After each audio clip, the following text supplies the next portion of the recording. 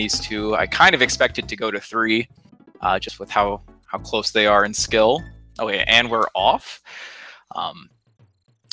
World 1, the first level, actually kind of not trivial, believe it or not. They're both going to go for an intentional damage boost to get Diddy in front. And then this is because Diddy rolls faster than Donkey, unless they get to max movement speed, which occurs after rolling through 4 continuous enemies. So with this, they're actually going to do an extendo, which we'll talk about more of that later when I have an opportunity. And the extendo in the first level is actually non-trivial, so nice to see. I think they both got it. Level 2, not much going on in here, but you'll notice that we are not really going to pick up Donkey in this first world too early. The reason being that on the overworld, when you move from level to level, your second Kong has to catch up to you before you can move, and so it's a little bit slower. I think that's what, like 10 frames or something like that. So we're going to stay Donkeyless for a little bit in World 1 until we absolutely need him. Both guys getting out of the second level with no problem. Nice little sync right here. Okay, now we're going to go off to Reptile Rumble here. This is actually one of the most challenging levels, in my opinion, in the first world. A lot of good platforming in here, and we're coming up to a crawl space. And I did see DNA go for the zip. I think Supreme did not. A zip is a technique to get through a crawl space more quickly than intended. If you crouch jump through the crawl space and get over halfway through and then repress Y, it'll zip you to the other side of the crawl space. A small time save, but if you mess up and you press Y too early, you'll be zipped back to the start of the crawl space. Not really a risk in the Reptile Rumble stage, but that is something to look out for in Torchlight Trouble if either of these guys go for the zip there, because that crawl space you have to be a little bit more patient before pressing Y. You have to get just far enough. You can barely make the zip in that one. Oof, DNA actually losing his fish. Gets it back pretty quickly, but that is a little bit of a time loss. Not too bad, though. Thing to note with Unguard, in this game, there is a moment in time during his lunge where he is invulnerable. We'll see that come to nice use a little bit later on in some of the other water stages where we're going to clip through some mincers and stuff like that. Okay, so this is going to be the first level where we're going to actually get Donkey back. And he's kind of forced, our hand is kind of forced here. The DK barrel is on the way, and the auto barrels are too fast to ignore, so we reluctantly pick him up. And here we're going to go with an extendo. They're going to hold Y through the first 2 Kremlins, and then release Y before the third one, I believe is what that one is, and then repress Y after the third one, and it helps cross the gap to the 4th Kremlin. The way an extendo works, it refreshes your roll. So a roll is supposed to go, X number of units, and by not holding Y as you go through the enemy with your roll, the game lets you repress Y to start a new roll duration, but at the increased speed. And that's why we call it an extendo, because we get to increase the duration that we're actually rolling, combining the original roll with the repress roll. Helps us cross over certain gaps that we are not normally able to cross. We'll see it again here in 2-1. We're extendoing through those 2 Kremlins and the Neki to cross that gap completely. If you were to just hold Y during those 3 enemies, you would actually come up just short of the ramp. So you can try that out for yourself at home and realize it might not look very obvious from these guys playing, but there are a lot of visual cues that they're using to make sure that they're repressing Y at the correct times to cross these gaps. Interesting thing about this game, there are developer warps, just like in DKC 2 and DKC 3, except in DKC 1, they're spread across multiple different levels and multiple different worlds, whereas in DKC 2 and 3, all the developer warps are found in worlds 1 and 2. So we just saw one of them right there in Minecart Carnage. And now we're off to Bouncy Bonanza. This is another very, very difficult, easily the hardest level in World 2. We're going to see if anyone's going to go for the zip. No one goes for... Okay, neither player went for the zip in those crawl spaces. And I think I saw both of them go for the B skip. If you're doing your crouch jumps through the crawl spaces, instead of crawling through the crawl spaces, you're able to skip the B cycles. Saves a few seconds. I don't remember exactly how many. But yeah, I definitely expect these guys to go for that at their skill level. We're off to Stop and Go station now.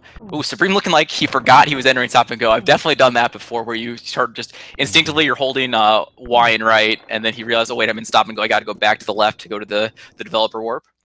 Both out of there just fine. Forgot to mention. I'll try to re-mention it in the second race, but you're actually able to roll through the rock crocs without taking damage. But I'll mention that next time. So here we're off into Millstone Mayhem. We're going to take damage on purpose, and when you do so, your Kong runs left or right. And if they run right, or if they run into a wall or a slope, they're going to jump off screen, and that stores a super jump state for that Kong that left the screen. So we're going to get that Kong back, and then try to use that super jump state to rise infinitely into a developer warp. The developer intended strat is to grab a tire and roll it across back to the developer warp. It's slow and actually kind of difficult. So very cool application of the super jump there. That's not the only time we're going to see it. There are several other spots where it's going to come up. We'll see it very shortly actually in World 3. So we did talk about developer warps a little bit. There is one in Vulture Culture, but this is a very interesting one. It's one of the few that's a donkey-only developer warp. So you can see it there on DNA screen and now on Supremes. If you got there with Diddy in front, you wouldn't see it. You would have to swap to Donkey. The other nice, interesting thing about it is that it is a timed developer warp barrel, which I don't believe there are any others in the series like that.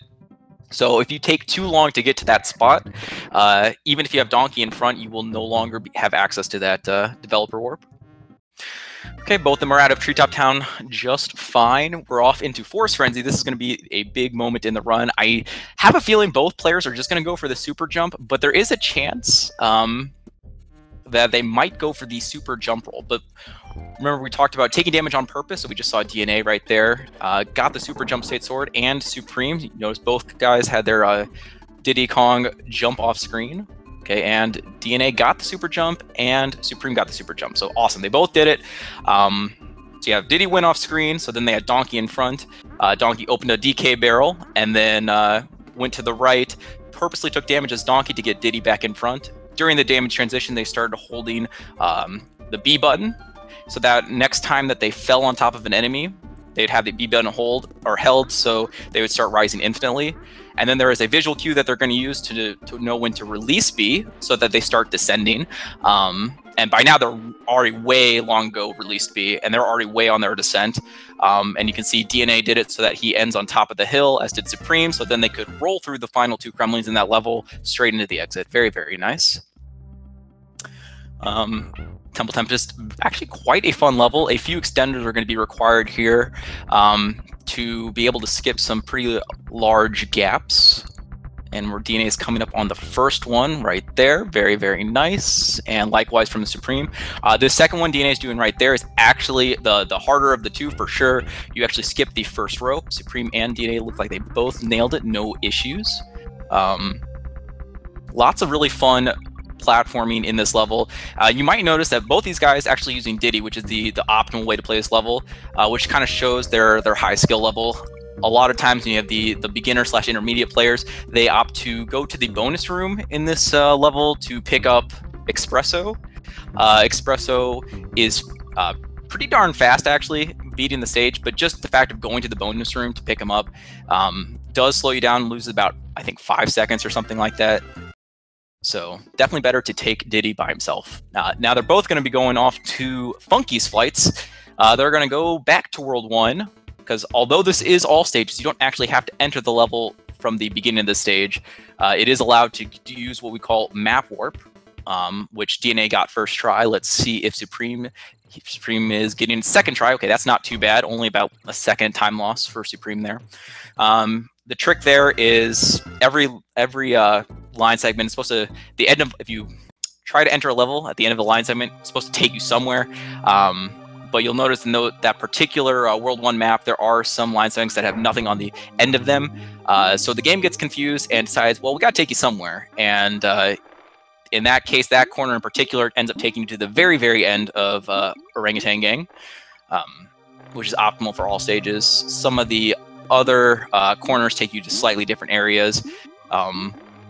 And in 101, we use a different corner because it takes you to the middle of O-Gang. So they definitely have their different uses. Okay, we're off to what we like to call Clam Chowder. It's actually called Clam City. Not too much, just want to make sure you lunge properly with On-Guard. And this level's, I don't think, too bad. Pretty easy routing. Now we're off to, what was it? Bumblebee Rumble, I think is what this boss is called. The Queen. She's going to be red for most of the fight, and during that phase, you can't really hurt her. But then she'll start to toggle between red and yellow. That's when your cue is that it's almost time to hit him, or hit her. And then lastly, when she is back to yellow, you can actually hit her with the barrel.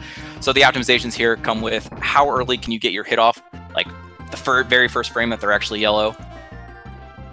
And Supreme having a really, really nice hit there on the end, just as an example of that. Shows just the amount of practice that goes into timing these hits very, very nicely. World 4, we're going to see if these guys go for Joe roll and zero roll. No, DNA definitely opting out of that one. Did not set up. Let's see if Supreme is going to go for it. Supreme does not go for that little gap roll right there. And I saw DNA. Okay, DNA answering, both opting out of zero roll, which are both fair decisions. Those things can cost you, and they don't save that much time. I didn't get to talk about it, but on Supreme screen, you can see that he was holding the barrel and then jumped while on a slope, and that gives you a what we call a barrel boost. Propels you forward at great speed, and the neckies are set up in such a perfect way that you're able to reach them and cross over huge gaps that normally you would have to use the barrels to get across. Not a hard trick, but it does save a lot of time, and so you should be going for that at any level of any skill level in this game. Here we're going to have a developer warp in Slipslide Ride. Let's see, DNA is going for the out of bounds mechanism, using the rope jumping to go outside, and so is Supreme. Very nice. So the kind of beginner intermediate strat is to use the developer intended method of swapping to donkey and then jumping into the barrel from below, because the barrel is just high enough where Diddy can't reach it by jumping. But both these guys opting for the cool strat of using the rope to get out of bounds and then rolling into the barrel from above.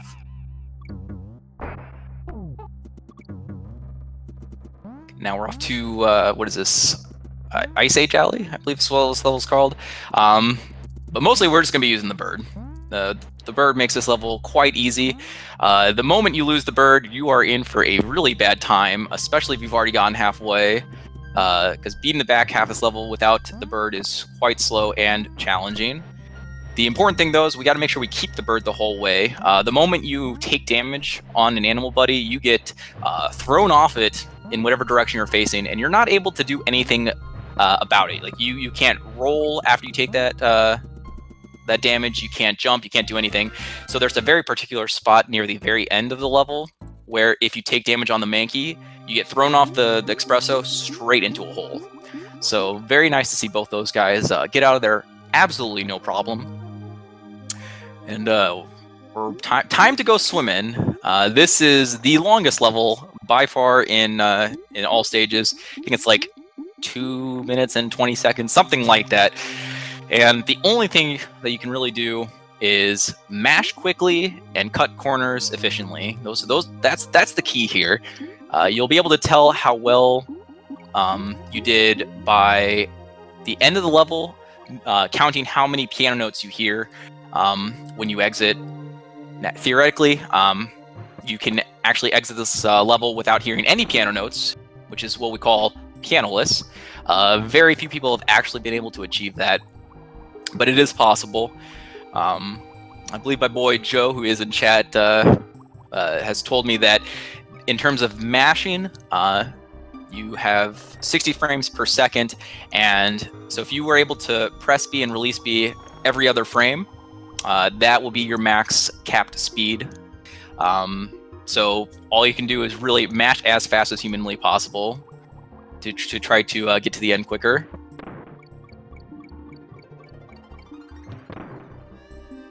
And a lot of what you'll see for cutting the corners is you'll see the runners, like let's say the corners on the right side, you probably want to stay on the left side wall and then have some kind of visual cue to know when to move to the right so that you properly cut the corner. That way you're at max velocity by the time you reach that corner. If you have a right side corner and you hug the right side wall, you won't be at max velocity when you reach that corner. So you have to build your speed up. So that's a slight delay. And as you can see, this level's very, very long, lots of corners. So even though it's not that big of a time loss for a single corner, if you did that, if you tried not to take any corners optimally during this level, you'll lose quite a number of seconds.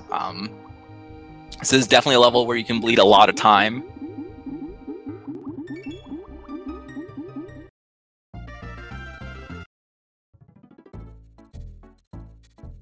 DNA is off to Torchlight, and Supreme not too far behind.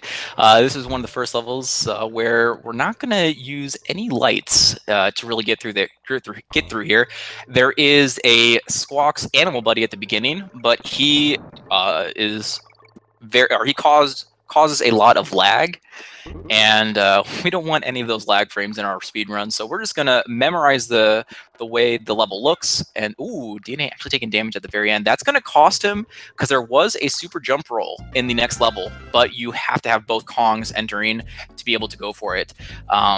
It's possible he could pick this Kong up and then kill himself to try it, or if, I'm assuming, okay, he's probably just going to beat this level out just the normal way, no super jump roll, which is fine. Supreme also opting not to do the super jump roll. The super jump roll is does take a lot of setup. So for this one in particular, I think it's like a 9-second setup. But if you did get the super jump roll, it's like a 9-second time save. You know, so it's decent risk, decent reward. Here we see Supreme. He did do a little movement to the left to make sure the camera was panned to the left, so that by the time he got to the tire platform, it was farther right, which will help him cross the gap. So I always like that, that there's a little bit of a camera manipulation in that level. We'll see another camera manipulation in Elevator Antics in World 5. Meanwhile, DNA missing the second corner, but Supreme nailing the first corner. You can actually get up into that top left corner and wait for Naughty to just get under his peak height and then fall on him for a more optimal hit. Probably saves just a few tenths. Not a huge deal, but it looks cool and it's optimal. So, and it's free to try. Let's see. DNA definitely is going to be going for the SJR here, as is Supreme. They both are. DNA just took damage to set up the state with Diddy Kong, and he does get the frame and gets all 4 baddies. Very, very nice. Huge time save. Let's see if Supreme can match. Supreme was late on the Y press, so he bounced off the Kremlin. So he is going to be in for a world of hurt here. I believe when setup is factored in, it's I think like 23 seconds of time save to get the SJR, especially with 4 baddies versus Supreme not getting anything. So that's going to hurt Supreme a little bit, but definitely not out of the race just yet. World 6, aka Frame City, is still yet to come. There is the biggest frame left in the run, which is Krem's Touch / Bird Tut, and that will save either 50 or 40 seconds depending on what they get. So don't count them out just yet, is the moral of the story. Meanwhile, DNA is on his way through Elevator Antics, opting not to go for the SJR on that level, since he did do a damage ODA strat. So he did not enter with 2 Wukongs, could not go for the snake. But he is going to take the bonus room, which, fun fact, there's only 2 bonus rooms that we take in this speed run.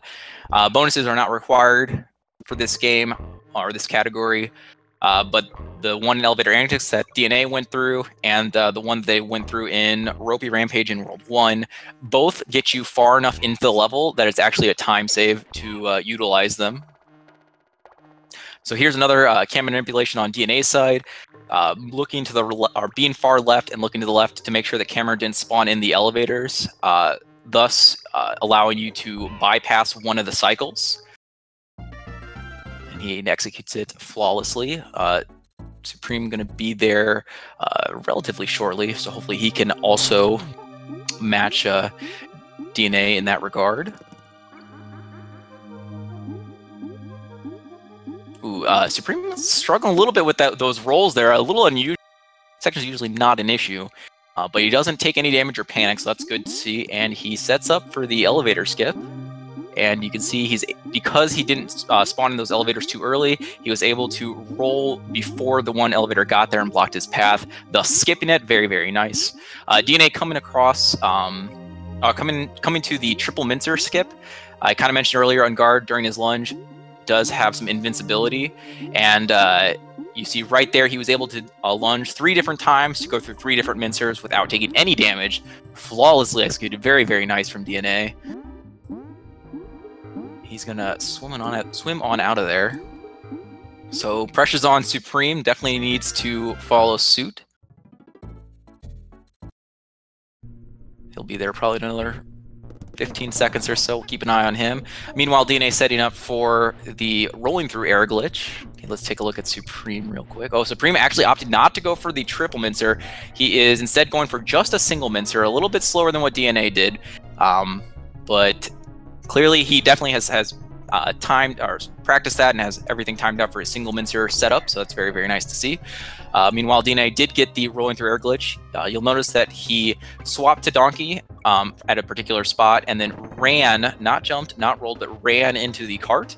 And we'll watch DNA or Supreme do the exact same thing. Swap to Donkey, run into the cart, intentionally take damage as Donkey. The game thinks you're still on the catwalk or whatever, so now you're able to roll through the air. Oh no!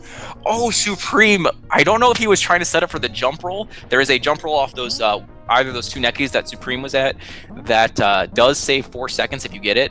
You always want to go. You usually attempt it, the jump roll there, but you always want to be early in this case because if you're early, you pressed Y too early and thus you're in the roll animation already and thus roll through the bird.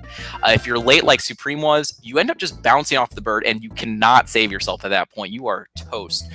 Very, very unfortunate. I mean, it's not too deep into the level, but it's definitely going to hurt, especially with him already being behind. DNA having no trouble with Minecart madness, and so now he's on to the blackout basement, which has the gimmick of the lights turning on and off. Definitely a challenging stage casually.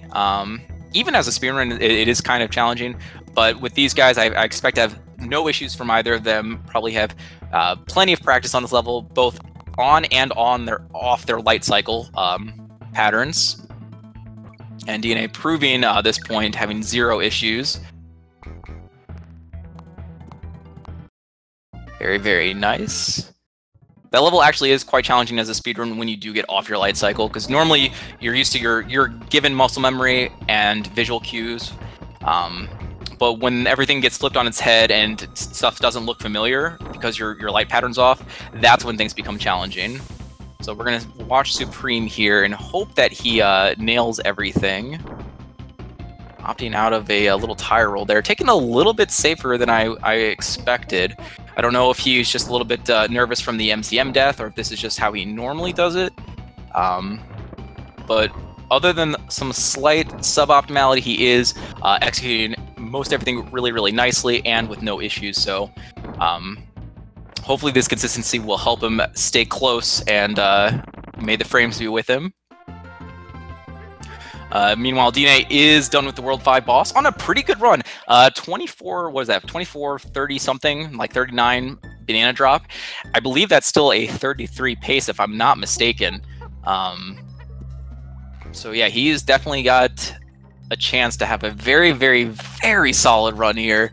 Like, when you're in a no reset situation, like a race like this, any 33 is phenomenal, and even like low 34s, like 34-15 or better, you almost are assured a victory.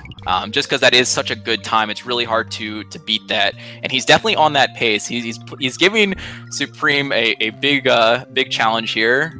Essentially, hit the frames or lose the run. Could even 32. Okay, so it looks like DNA did not opt for Creme Tut, but he is setting up here for Bird Tut. Let's see if he gets his frame. This is the one that saves about 42 seconds. And he does not get it. He was late, so he bounced off the bird. This is the opening that Supreme needed to try to get back in this. Let's see how he fares on this frame. So he's going to swap to Diddy. Good choice. I'm assuming Supreme's not going to go for Creme Tut. And by the way, just so you guys know, this level is called Tanked Up Trouble, aka Tut for short. The jump rolls available are one off of Creme and one of them is off of a bird. That's why we call them Creme Tut and Bird Tut respectively. Creme Tut is very, very difficult though. Not only do you have a frame perfect jump roll you have to execute, once you get the jump roll, you have to do a right, left, right wiggle to avoid touching the tracker and the stationary platform. And if you mess that up, you can easily die. Supreme did not go for it. And so that's all out of the window. Not too surprised. Creme Tut's really, really scary, especially in a no reset race situation. Oh no, Supreme was late as well. Very, very unfortunate. You do just hate to see that happen, my friends. So no frames there. Race is still not over yet. There is a Misty Mines SJR that I'm sure both players will go for. And it actually is about like 28 to 30 seconds of time save compared to someone who goes for the frame and misses it. So that is a big window still available. And that's kind of why we call it Frame City here, because World 6, there are 5 levels. 3 of them have RTA viable jump rolls and super jump rolls for all stages. And really anything can still happen.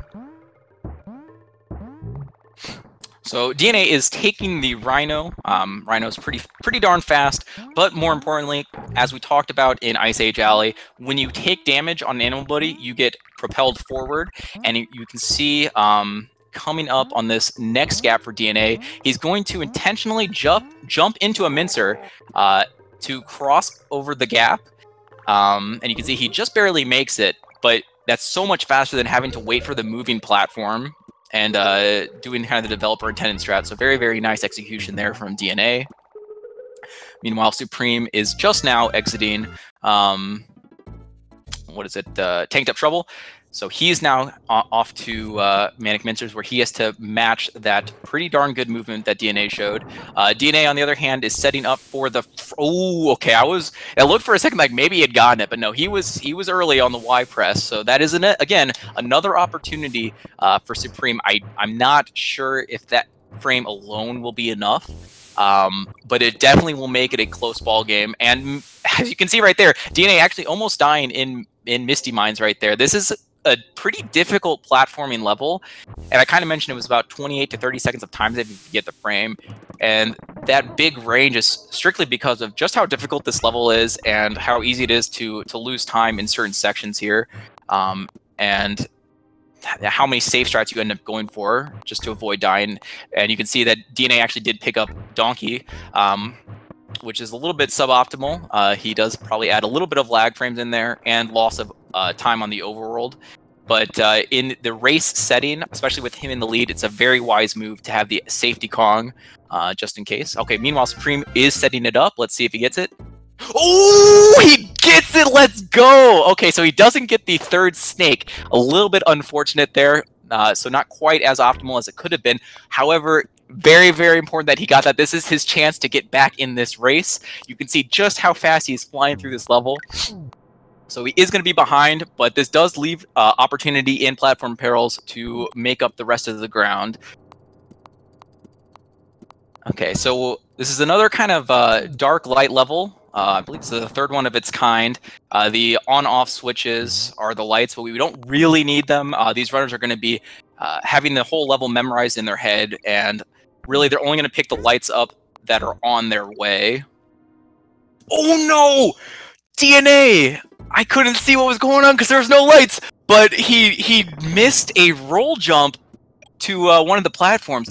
He did get halfway, smart move, so he's not going to lose an infinite amount of time, but man, that is exactly what Supreme needed to help him get back in this. Oh man, okay, so he's going to go for some tire rolls here at the end, a little bit scary, but does nail them, going through the B section just fine, DNA is. Okay, so even though he did have that one little death right there, doesn't panic, stays calm, and finishes out this level relatively nicely, actually, minus that one ending Mankey thing, jumping on him instead of rolling through him on accident. Meanwhile, Supreme having 0 issues. Also, I don't know, did Supreme... Yo, Supreme doesn't even have the extra Kong, so again, just an extra benefit of Supreme getting the SJR. He's not having to deal with any lag frames or overworld loss. Oh no, DNA! I was watching Supreme. Why are you doing that? No, you missed one of the platforms. Oh, his extendo must have failed him or something. I think that was off the clump section, right? Okay, so these guys are necky and necky. In fact, Supreme is like not even a second ahead now. He's the consistency, the extra frames have really helped out Supreme to get back in this race. Like I said, you never know. Okay, they both. Oh, Supreme's going for the backup the backup jump roll because they both missed the frame, and he gets it. Let's go. Does that save DNA? Is that going to be enough? I think that will be. Oh my God, the crazy practice that DNA has put into there's like 4 potential jump rolls you can get in this level, and most people only go for 1, and which is like what Supreme did. He went for the 1, didn't get it, so now he's finishing out the level. Just using some tough platforming strats. Meanwhile, DNA is one of the few people that has been practicing all of the backup jump rolls just for this very case, and you can see, wow, he does get right back in the lead. Insane, exactly what I expected from this race. A very close match all the way to the end. Oh my gosh, what a race. Now, it's not over yet, obviously. They do have Neki 2 and K. Rool, however, for the 99% of the time, this is pretty much a done deal. But it is a race situation. Anything can still happen. The nerves, and there is something right there. He does take damage. Oh, that might have been on purpose, though. Donkey is technically more optimal to end this boss with. He has a shorter fanfare, and it's easier to get the optimal hits on K. Rool with Donkey in front. So maybe DNA did that on purpose. I'm not quite sure. But yeah, it's going to take a mistake from DNA for Supreme to win this first race. And I have to assume DNA's got this one in the bag, friends. Sorry to say for Supreme fans out there. Very exciting race. Oh my gosh! Well, he's definitely made it interesting. He has taken damage accidentally, and this is what I was talking about. I mean, 99% of the time, DNA is fine.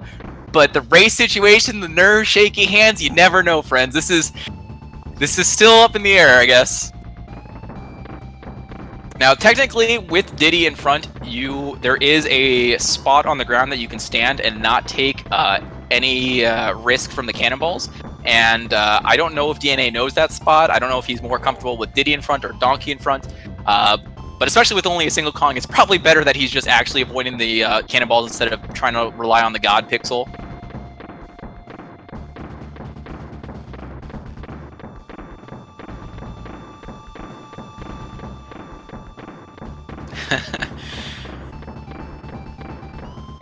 Okay, I think it looks like DNA has kind of settled down after that first mistake. He's definitely been taking things a little bit more safely in this fight, just to ensure no shenanigans are to occur.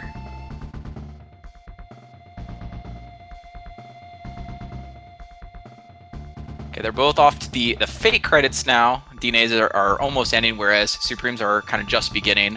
That means there are 3 hits left in this fight.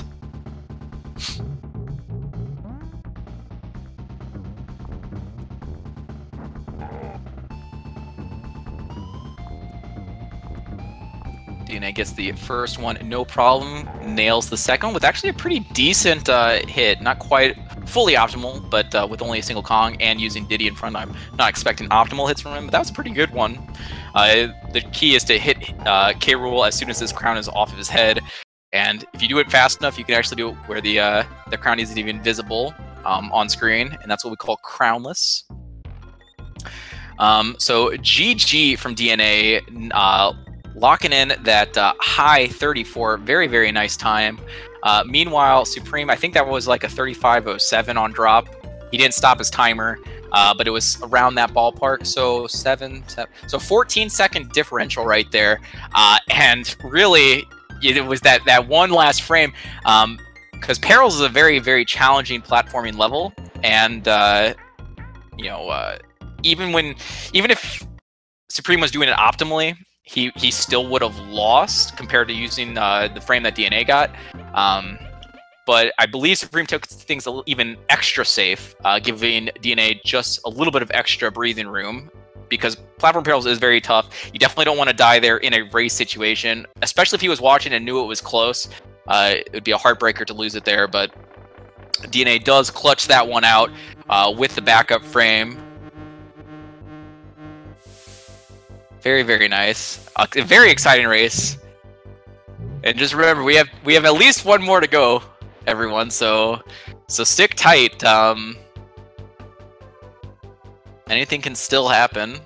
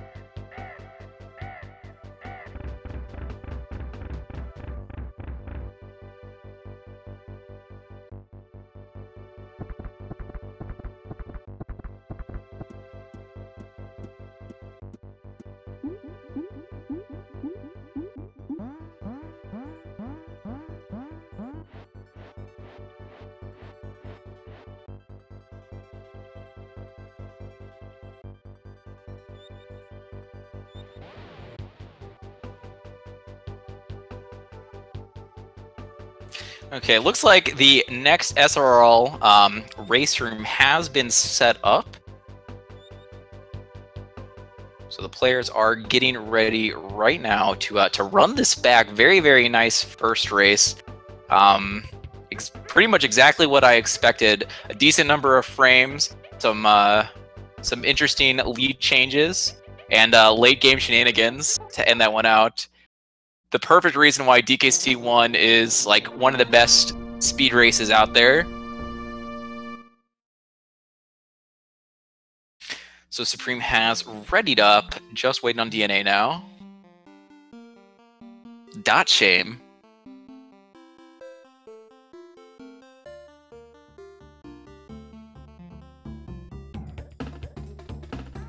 Okay, and DNA has readied up. So race will start very, very shortly. Good luck to both runners. Hopefully they have just as an exciting race this time around.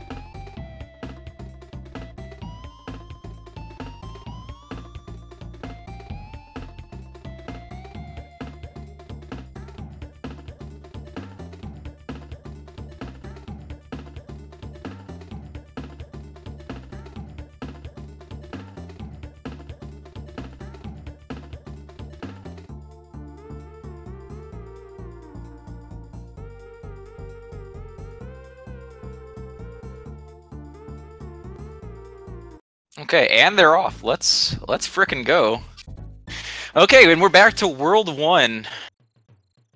See, again, both these guys gonna be picking up this DK barrel, throwing it as late as possible, so that the barrel hits the Kremlin to open up Diddy Kong, and then taking damage on the Naughty as Donkey, putting Diddy in front since he is the faster mover of the two. Both executing this level flawlessly. Very, very nice. Off to Ropey Rampage. Going to be the first of 2 levels where we're going to enter a bonus to propel ourselves closer to the end of the level. In all stages, you do not need to take any bonuses if you don't want to, but there are 2 in particular that are actually optimal. And you can see when they do exit this, just how far out they're pushed and how fast they come out of this this bonus. So very, very important to take this one.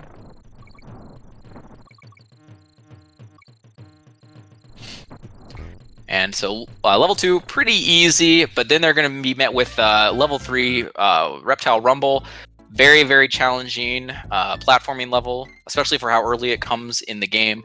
And just right there at the very beginning, you can see they press Y and release it to initiate a roll, but not pick up the barrel at the very beginning. So very, very cool tech right there.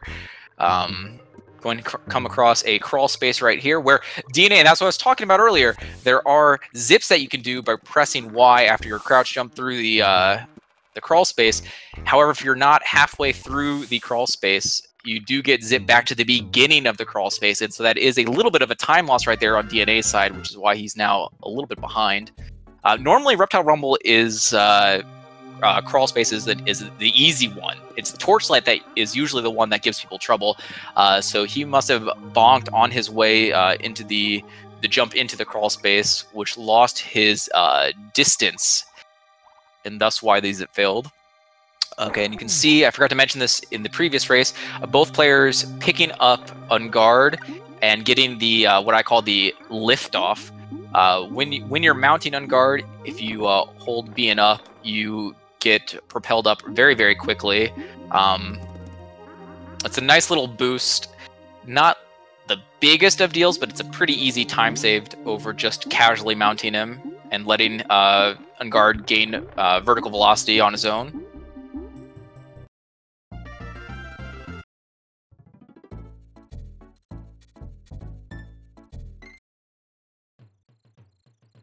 And so I missed exactly what happened to Supreme that made him lose his small lead. So now he's just slightly behind. Not a big deal. It's still very, very early in the run.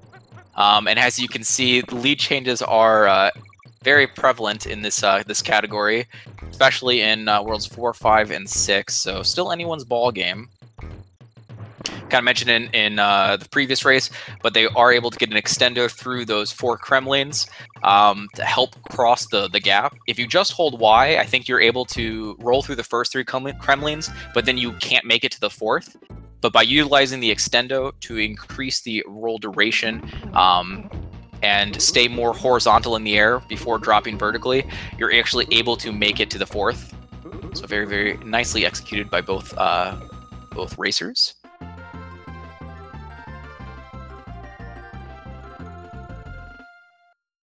So about a 2-second lead, it looks like, based off the blackout times.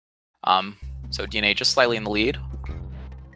Gonna get another extendo here through the 2 Kremlins plus Neki to reach the ramp. Both DNA and Supreme nailing it, no problems.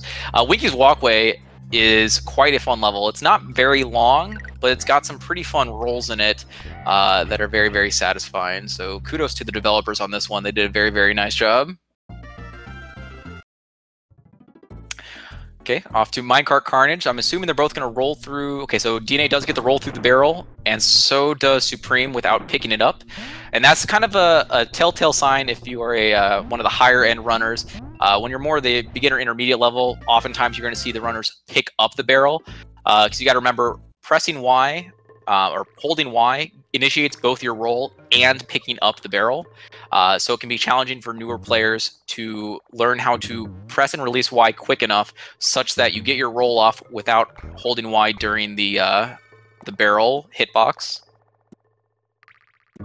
Okay, DNA, again, opting out of the zips there and getting B skip just fine. Supreme also, likewise. And always faster to do the crouch jumps through the crawl spaces rather than actually letting your Kong crawl through the crawl spaces.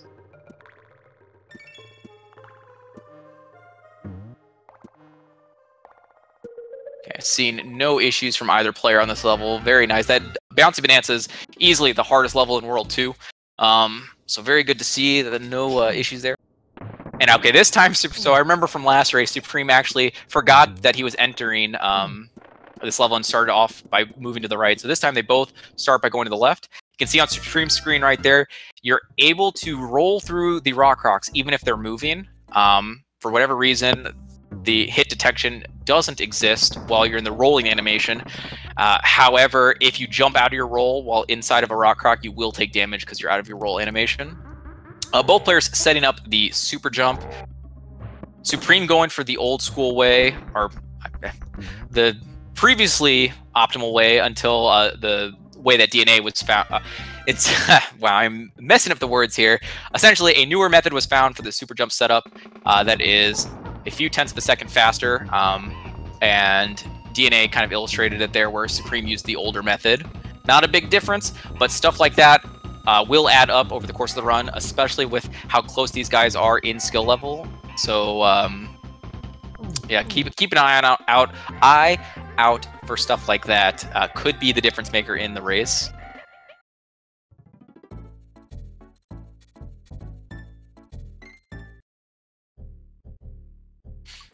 Okay, we're off to 3-1 Vulture Culture.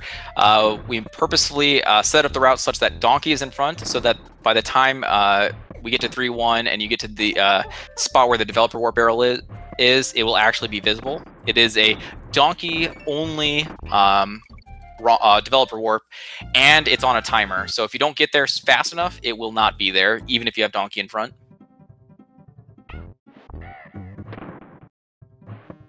Okay, so not gonna have any issues here in Treetop Town from either runner. So we'll just talk about Forest Frenzy. Last race, both players just opted for the super jump. I expect the same this time around. You're gonna see on DNA's screen, since he's slightly in the lead, that he's gonna take damage here with Diddy. Diddy runs into a wall and thus is forced to jump off screen, storing a super jump state.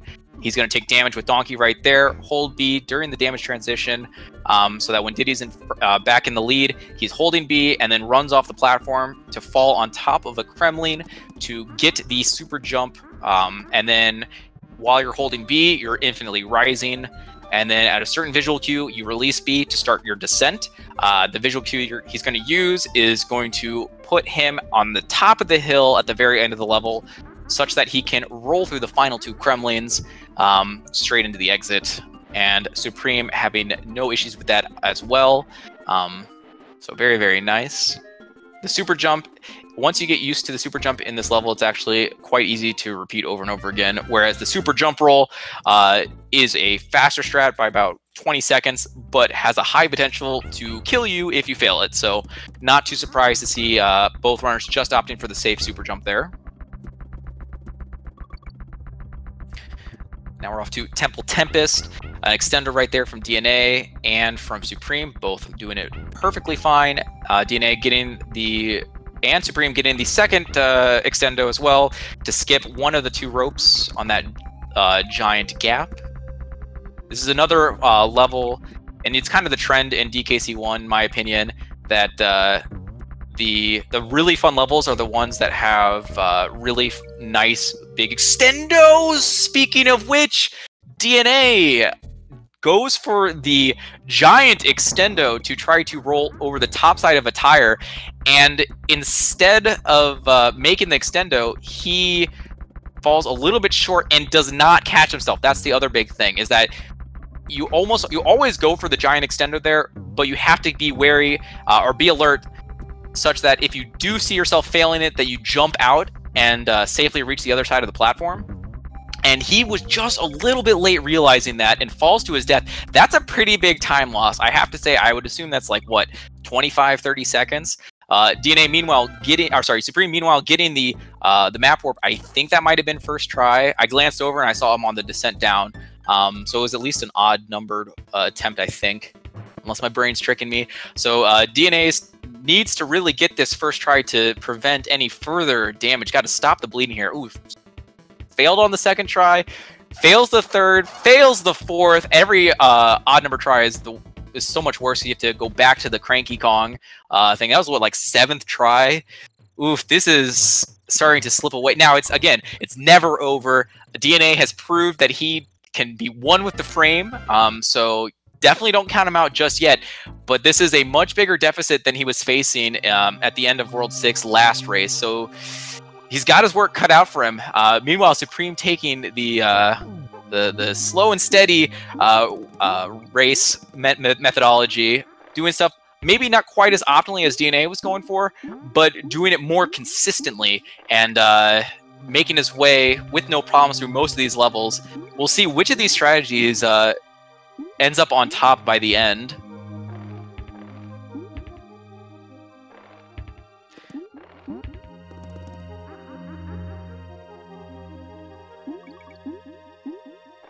We're just going to be watching Supreme here.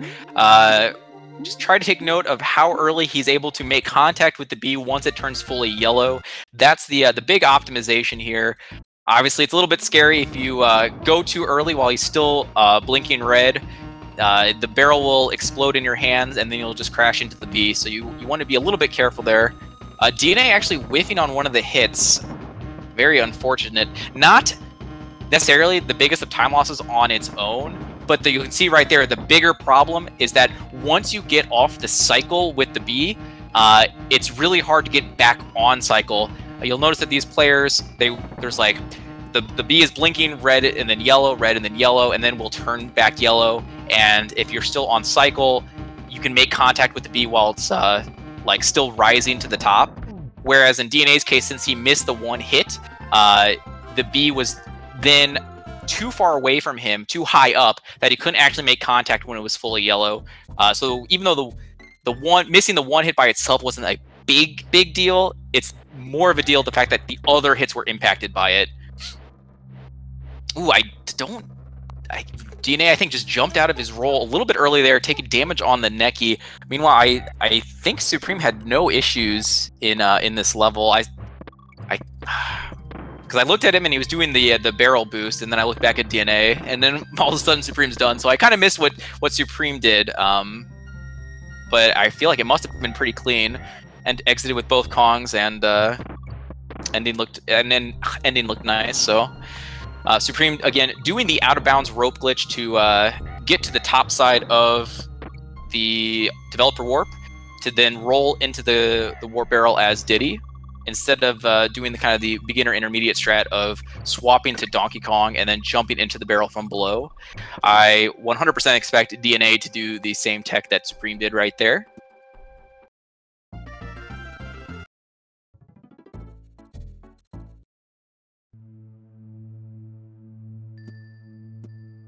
Okay, and Supreme's now on the bird.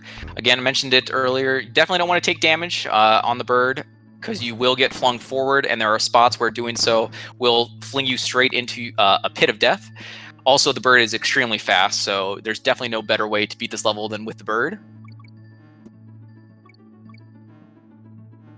And there's really only one kind of risky part, in my opinion, at least at these guys' tier level or skill level.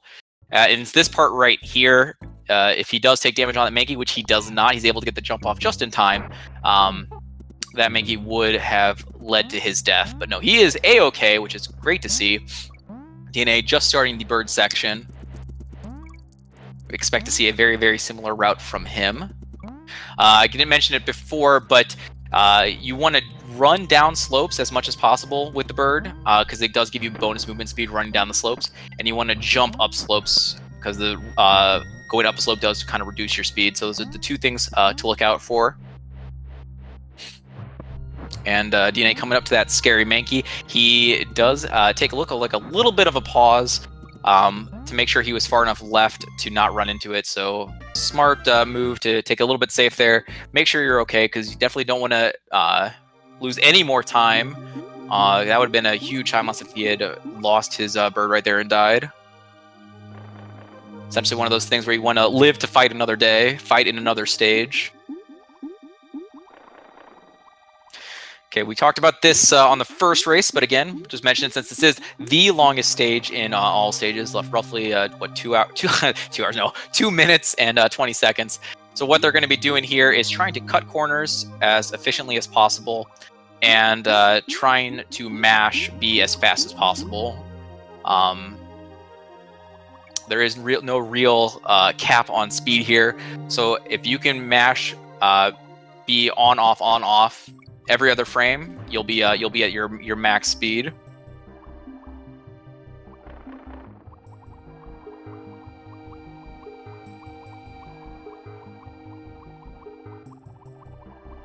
And for the corners, you want to make sure you are cutting the corner at max velocity, which is why you're going to see these runners start on the opposite wall of the corner that they're trying to cut, so that by the time they make it to the corner, they've already achieved max velocity.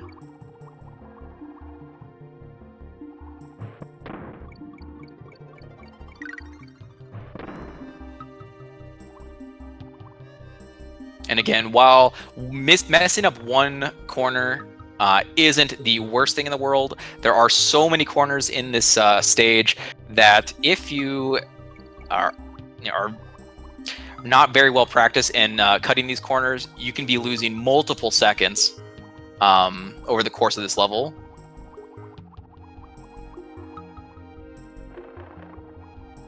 So while it is kind of annoying to practice, it is definitely a necessary evil. Okay, so Supreme's off to Torchlight Trouble. Again, this is one of those stages just like Winkies Walkway, where it is a short but sweet level. Very, very fun to play. Taking the barrel throw there instead of doing a roll jump over the Mincer plus Crusha. A little bit of a saver strat, but doesn't lose too much time. And again, he is in the lead. Can't fault him for taking it safe there, because that is a hard strat. And if you do lose a Kong there, it's quite a time loss. DKC 1 is often about low reward but high risk, and that would be an example right there, the strat I was referring to. However, on DNA side, I kind of expect him to go for it. I'm assuming he knows he's behind. He does get the zip there. That is a tough strat. He does get the roll jump over the Crusha plus Mincer. Very, very nice. So again, not the biggest of time saves, but every little bit's going to help him out here. And now, unlike last race, DNA does have both Kongs, and I 100% expect him to go for RBR. Ooh, Supreme does die at the spot with the camera manipulation that I talked about in the first race. And DNA's not going... Oh, yeah, he does say it is a very expensive setup. It is like a 9-second setup for the SJR. So DNA has lately been opting out of the RBR SJR since it's really hard to make the Armadillo follow to actually get the setup proper. So he's just opting to cut his losses and just play the level out. And in this case, it actually worked out beautifully, because Supreme did take that one death. So he is already gaining time on him in this level. And let's see. Okay, so I already missed the spot, but it looked like... So DNA clearly got the camera manipulation spot that Supreme messed up on, since he did exit out of there with no deaths. Supreme's still in the lead, so let's not panic on his behalf just yet. But now World 5 is going to be very, very interesting. ODA is going to be a critical factor here. We'll say 1845 banana drop on Supreme's side. Let's see what DNA gets. DNA did get the first top left corner, but misses the second one. I believe that's exactly what happened on his first race as well. So 45 versus 58. So we got a 13-second lead for Supreme. This frame right here, though, is about a 23-second time save. So... See, Supreme messed up the first time, but nails it the second time. Let's go. Only gets 2 baddies, though. Does not get the third and the fourth with the extra naughties. So that does leave the door open for DNA, who did nail this last time, and does not. So they switch. They swap roles. So last race, DNA got the frame, and Supreme did not. And DNA had the huge lead coming out of ODA. This time, it's the exact opposite. Holy cow.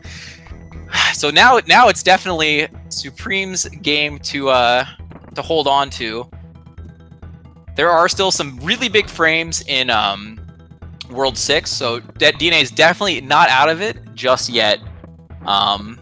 but he's going to need some crispy gameplay. Oh, and I think that's the commentator's curse right there. He was going for a pretty optimal strat to roll under the oil drum right there, and then at the last moment jump out of it to reach the platform. However, he took the roll a little bit too deep and did not make the gap and fell straight to his death. That's going to be an ouchie, man. That's going to be hard to come back from. Especially given the deficit he was already in. ODA is actually a very, very challenging level, so let's not forget that fact, especially that ending right there. Like, there are so many ways to die here. It's not necessarily too surprising that even though DNA is a great player, that he did take one death there. It's just going to be a matter of how can DNA handle the mental game of this. I know that speedrunning is such a large part mental, and sometimes it's very easy to get down on yourself when you know you're taking these big deaths, but you have to keep in mind that there are some huge frames, over a minute of frames left in World 6, so while it does look bleak, it is not, by any stretch of the imagination, over just yet. Okay, meanwhile, Supreme safely through elevator antics, picking up on guard, and having no issues with the routing there, avoiding the mincers, and see how he handles these fish, because these fish can be a little bit of a problem. You want to make sure to time your lunges properly here, because the enemies are static, that you know where they're going to be, but sometimes it's hard to be 100% consistent with your fish movement, so you can come up with your lunge being just a wee bit short and then losing your fish. However, Supreme nailing every single thrust perfectly, no issues, even gets the single mincer clip right there, opting out of the triple mincer just like he did in the previous race. So I have to assume that that's just his main strat. It wasn't a safety strat, it's just that's the way he runs through this level.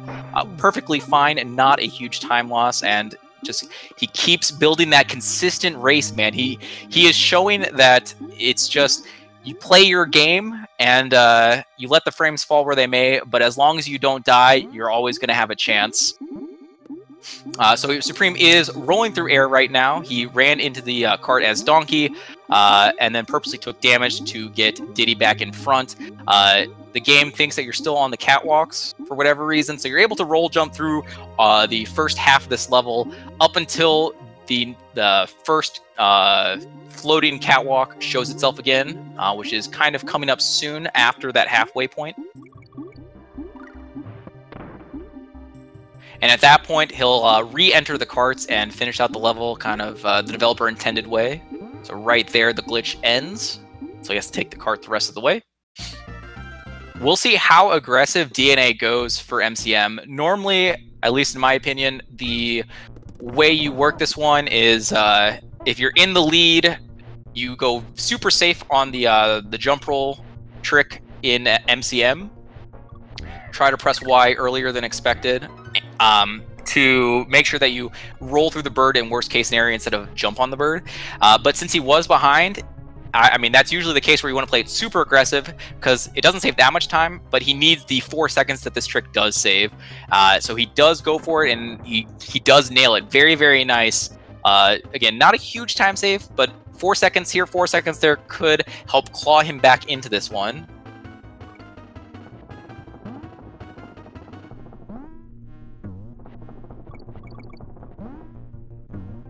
Okay, Supreme taking one of those ropes there instead of opting for a extendo to cross one of the gaps.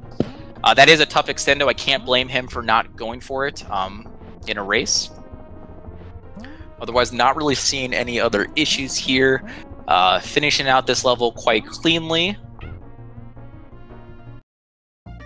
See how he handles the... Okay, he does bounce on the claptrap. He didn't quite have the right speed coming off of that Kremlin section, so he couldn't quite get over the final claptrap. Little bit of a time loss, not a huge deal, but that is just another small place where DNA could theoretically gain time if he can properly roll jump over the claptrap at the end. So keep your eyes peeled for that one on DNA's side. I'm assuming DNA is going to go for that extendo that Supreme opted out of. So yeah, this is where that even though DNA has had some very unfortunate deaths, some of these small optimizations that are really risky, if they do work, they are helping him claw back in. So, and now we are coming up to World 6 for Supreme, exiting with the, let's see, it's going to be like 2505. 2505. Okay, so that, I believe, is still like a high 33 pace if he hits all the frames, if I'm not mistaken.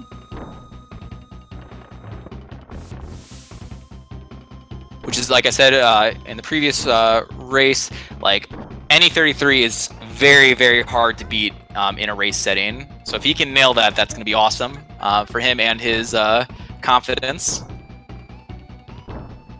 Okay, so we're in Tanked Up Trouble with Supreme. He is coming to, which Tanked Up Trouble we shortened to Tut. He is coming to Creme Tut, the first frame, which I'm almost positive he's not going to go for. Very risky frame. Really, I think only worth going for if you're going for a world record PB attempt.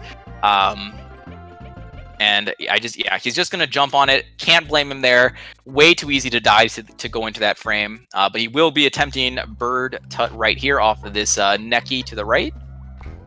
Ooh, he was early. So last time he was late and bounced off the bird. This time he was early. So that is a 42-second window, roughly, for DNA to get back in this. So even though Supreme has had what has seemed like a stranglehold on this run for so long, ever since like what, World 5, the start of World 5, where he got the frame and DNA died in ODA. This is actually DNA's chance to wipe away all of the pain and misery and nail the frame and get right back in this. We'll see very, very shortly if DNA can clutch this one out. Again, this is a frame perfect trick. Can't blame him if he fails it, because it is not easy, but this would be huge. Yes! Yes, he got it! Let's go! Okay, so you can see just how fast he is rolling, everyone.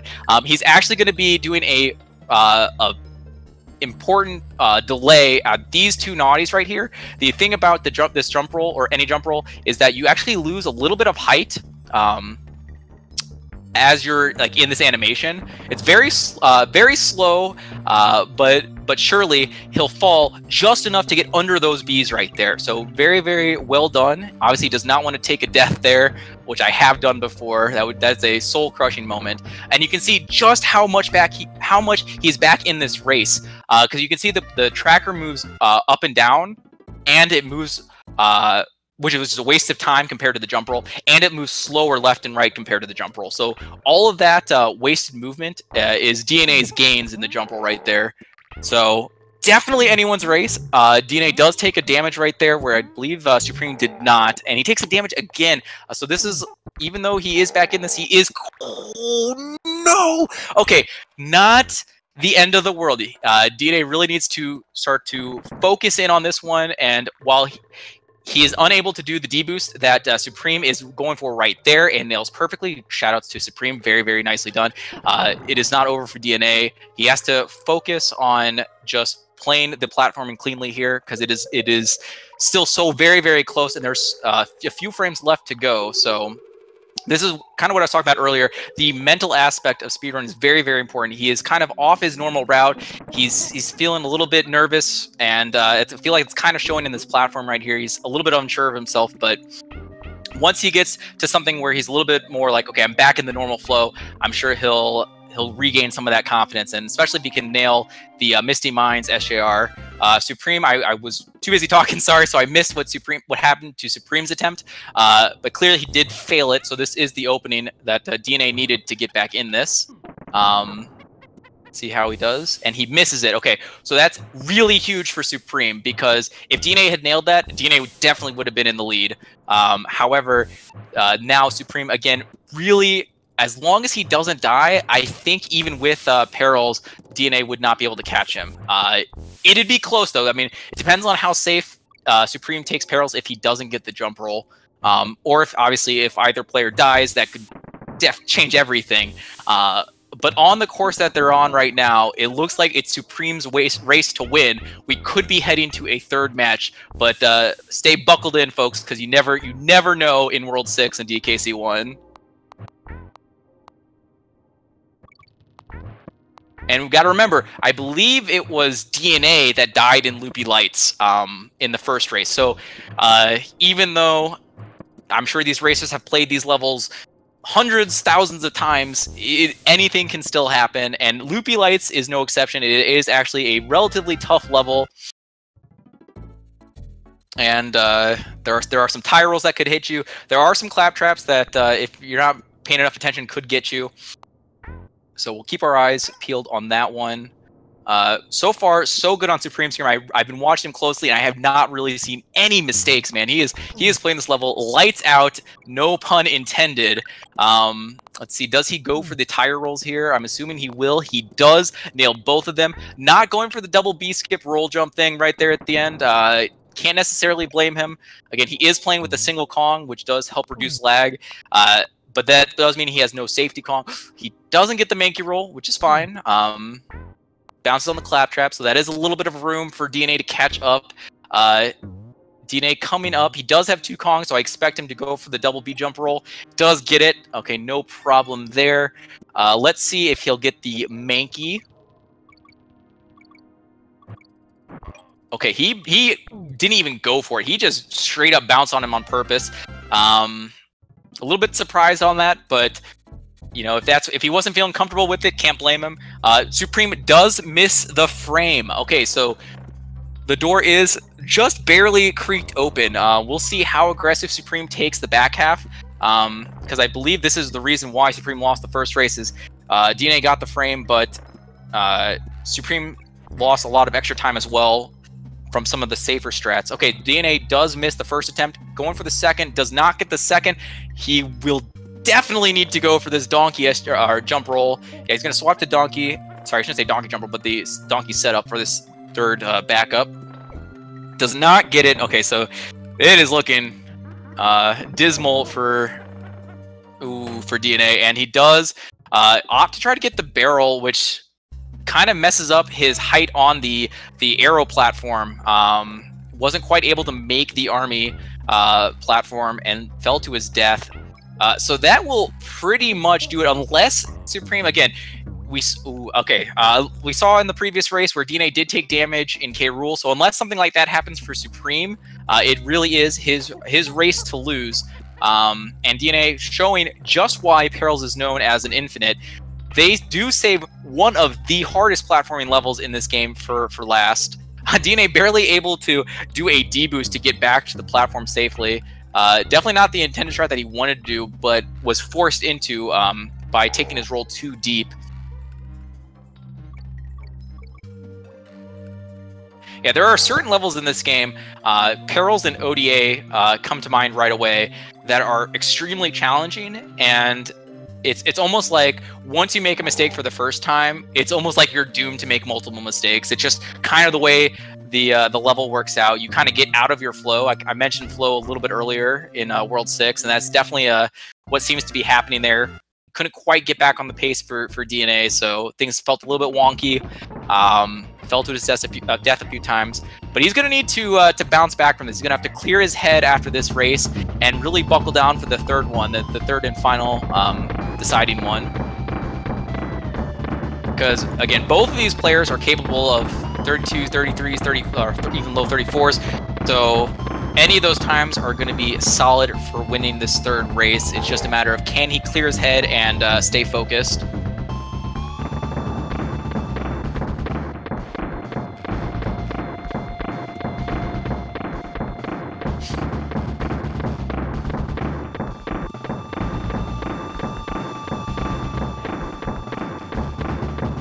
So, not expecting any issues here. Supreme taking it nice and safe. Not really going for any crownless hits. Can't blame him. I'm not sure if he's watching the race and knows just how far in the lead he is, but definitely no reason to risk anything right now. Just lock in. I believe he'll get a 34.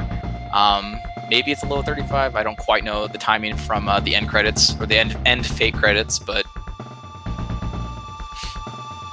He's definitely looking solid. Meanwhile, on DNA's side, you can kind of see the difference here between the hits on K. Rool. Donkey's a little bit easier to get the trying to hit his head as soon as the crown leaves. And if you do it super optimally, you won't even see the crown anymore. It'll be a crownless hit. So like that, kind of right there. Crown didn't even reach the ground.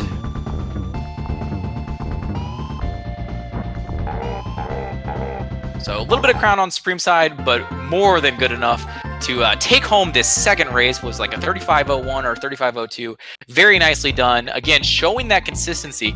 I believe, let me see, it was 14 seconds. So he got a, I believe, 35.07 on the first race, and it looked like a 35.01 on the second race. So only 6 seconds or so separating his first and second attempts. Again, showcasing that very, very nice consistency that I've grown to expect from Supreme. Meanwhile, DNA having a little bit of more of a struggle this second race. I believe he got a 34.53 the first time, probably ending at a high 35, low 36 on this second one. It's a little bit of a bigger gap there on DNA's side. But that's part of the reason why it's going to be an exciting finish. I definitely expected it to go to 3, and they did not disappoint.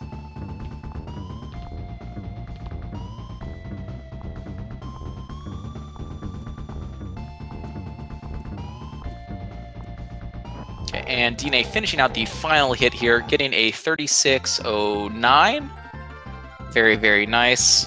Obviously, I'm sure he's a little bit disappointed in himself. Things kind of, you know, fell apart in starting in ODA when he didn't get the frame and Supreme did, and DNA took a death. Especially if he was watching again. I don't know if he was watching, but that kind of seeing that huge gap in time go from like it was really, really close to like a 40-second delta. That's really hard to mentally cope with. But we'll see how he bounces back in the third and decisive game here. So stay tuned for that, guys. We'll be getting another one going very, very soon, I'm sure. They might actually even be using the same SRO room. I see that they already got a dot record through. So we might be seeing it really, really quick.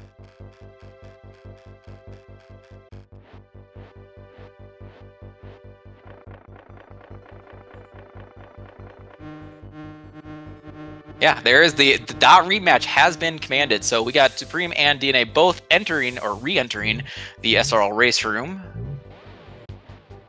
So I expect it won't be too long before we see the final match here. A very, very exciting race. Okay, so Supreme is saying he wants like a 2-minute break. Can't blame him. They have been playing for an hour straight, roughly, a little bit over.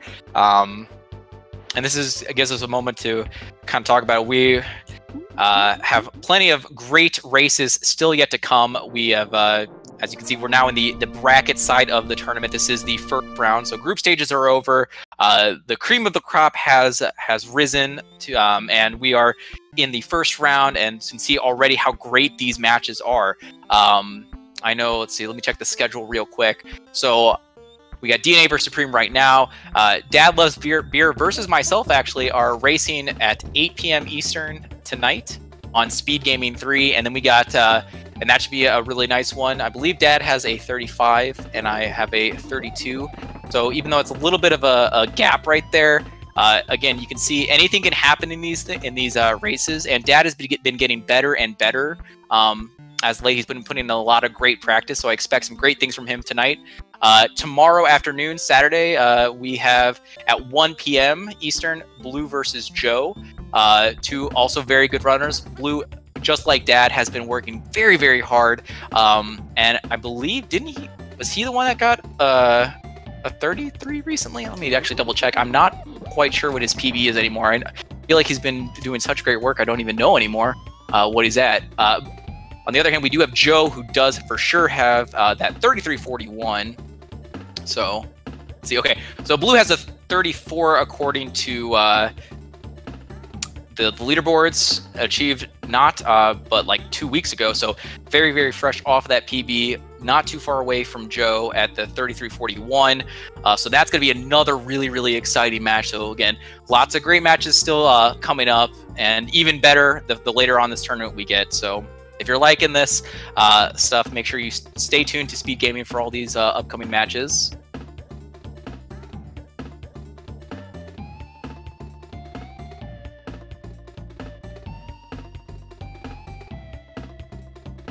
Okay, and Supreme is requesting that we get this one started. I guess his is completed. So the runners have readied up. The countdown will start shortly. So then we'll get rolling away with this last one, guys.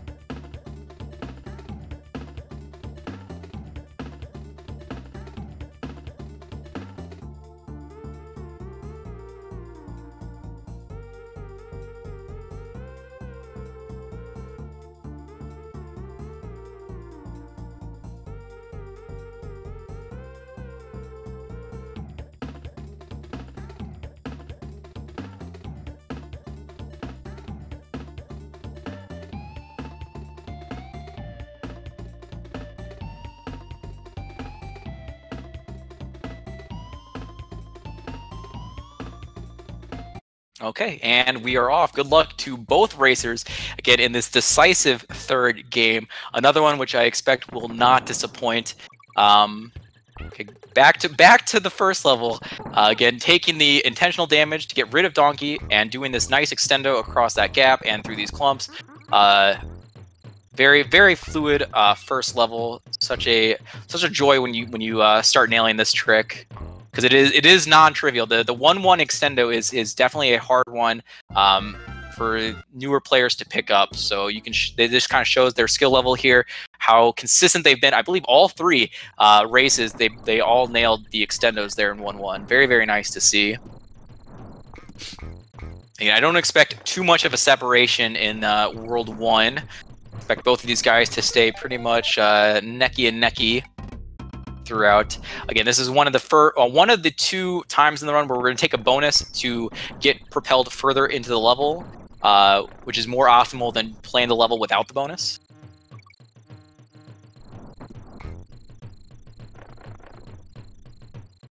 Okay, no issues there. 1-2 is not that hard a level. However, when we get to 1-3, this is one where things can happen. I know last time DNA did lose a few seconds to a messed up zip in one of the crawl spaces, so we'll see if he corrects his issue this time around. Again, to kind of reiterate, so here he's going to go for the zip, and he does nail it that time. So the trick there is crouch jumping through the crawl space, so you get over halfway through, then pressing Y to roll, and the game will zip you to whichever side of the crawl space you are closer to. So as long as you're over halfway through, you'll get pushed to the right side of the crawl space, which is a nice little time save. Whereas last time, he kind of bonked, didn't get as deep into the crawl space as he needed to for DNA, and got zipped back to the beginning. But yeah, no problem this time around. So we're going to see how they handle Coral Capers. This is a level that's pretty easy to bleed time on. DNA getting the lift off, as does Supreme on Unguard. If you start holding B, pressing and holding B right as you're mounting, get that nice little vertical boost, which is important in that section to save several tenths of a second. Supreme getting a nice little shark skip there, not killing that enemy, saving a few frames. Yeah, really no issues thus far in these World 1s. Quite clean. Nice to see.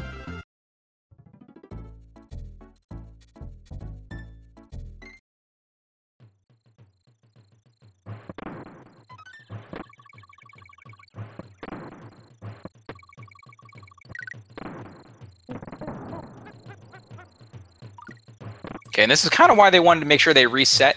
Funny note is that if you just watch the end credits all the way through and then go straight into a new game or continue an old game, the animal token count that you got in the previous run will still be intact. And since they've already raced 3 times, or this is the 3rd race, and that Rhino token is always going to be collected, they would have entered the Ramby bonus if they hadn't done the hard reset or soft reset, either one, before starting up this race. We do oftentimes do what we call degen races, or standing for degenerate, because we like to do them late at night in the donkey community. And usually it's like 3 or more races during the night. So if you forget to reset, there's definitely been times where you enter that bonus and feel pretty sad. Now we're off to Winkies Walkway again, another really fun platforming level. Not that long duration-wise, but some fun rolls. Very, very fluid. Although there are a few naughties that can kind of get in your way coming out of those tin cans. Supreme dodging them nicely there at the end. And I believe Dna and Supreme both getting the barrel issues whatsoever. Very, very nice. Again, that's just another example of their high skill level right there, not needing to pick up that barrel and actually able to roll jump through it. Very, very smooth. DNA's roll dying there, that is a little bit of a, like a half a second time loss. Not huge, but will help Supreme side out for sure. This is the hardest level in World 2, no doubt about it. And this section in particular that DNA is going through, definitely known to cause people some issues. Supreme also going through it, no problem. Both getting the B skip, using the crouch jumps through the crawl spaces, and then some well-timed jumps out of the crawl spaces to fully skip both of the B arcing cycles. Actually been very impressed with their Bouncy Bonanzas. I don't think in any of the 3 races, I can't recall them making any mistakes, really. I mean, obviously, DNA had the one dead roll in this race, but like no lost Kongs, no deaths, no anything like that. So it's very, very nice to see from both runners. Going through stop and go, rolling through the rock rocks, even though the rock rocks are moving, as long as you're in the rolling animation, you do not take damage. So the routing is set up such that we take only the stop barrels that we need to. Meanwhile, now we're into Millstone, and both are setting up the super jump state. You can see on Supreme's screen, he took damage. Donkey jumped off screen, setting that state. Takes damage again to get Donkey back in front, and during the damage transition, holds B while falling on top of the enemy, thus initiating the super jump, and as long as he's holding B, he rises infinitely and is able to rise right into the developer warp barrel to get to the end of the level.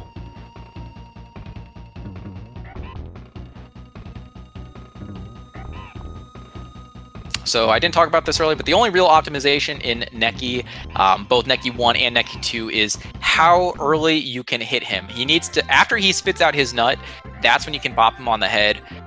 So the sign of a really good runner is like pretty much the instant that the nut comes out, you're bopping him. Now, while not having if you miss 1 optimal hit, it's not that big of a deal, but you can. It's definitely something where if you have 5 really suboptimal hits, you can be losing like a second or 2 in that boss.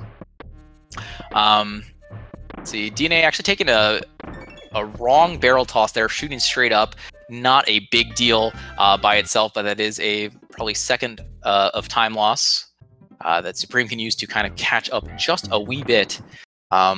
Yeah, not going to expect any issues in Treetop Town. One of the easier levels for sure. Very, very short. And you just take the developer warp on out of there.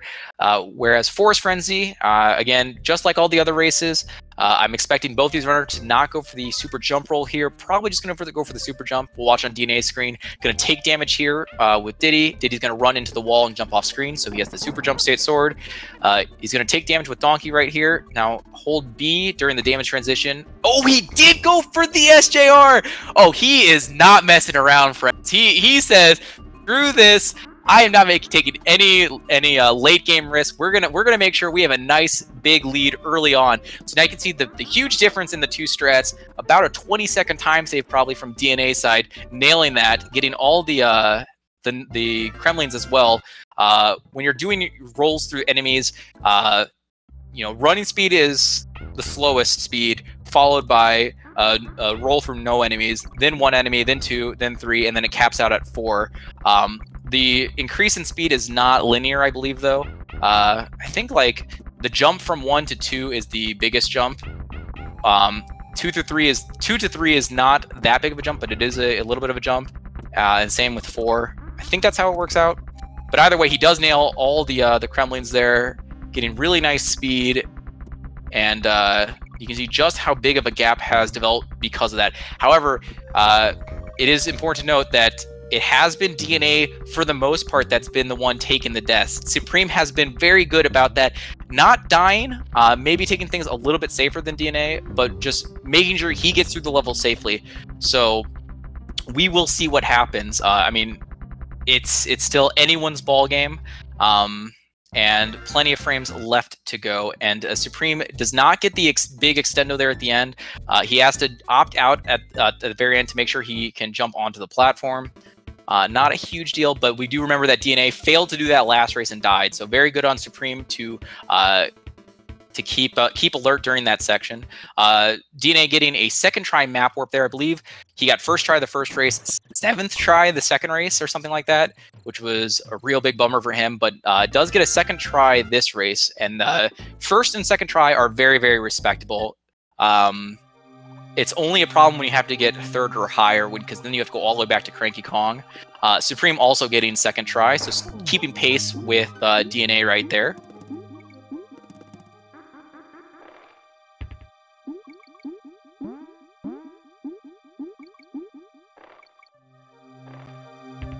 Okay, now we're off to Clam Chowder, as we like to call it, aka Clam City. Again, this level is the kind of level where a beginner or intermediate player definitely struggles. But once you get to that higher skill level, the runners usually don't make any mistakes for this one. And as I say that, of course, I commentated, cursed it.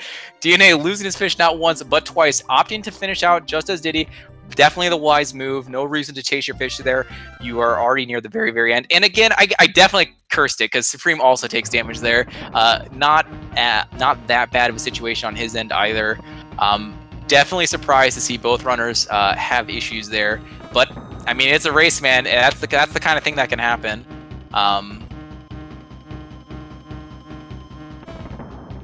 They kind of probably lost about the same amount of time. Maybe DNA a little bit more since he did take that extra bit of damage, and had to finish out with Diddy just swimming. I remember in the second race, DNA was the one who failed the cycle and kind of messed up his B fight, and Supreme played it clean. This time around, roles are reversed, which seemed to be the trend here. It seems like DNA got the ODA frame in the first race and not in the second race, and then vice versa for Supreme. And now for the B fight here, DNA was the one who lost the cycle setup in the second race, but then Supreme was the one who failed it in the third race. So these guys are just taking plays from each other's books.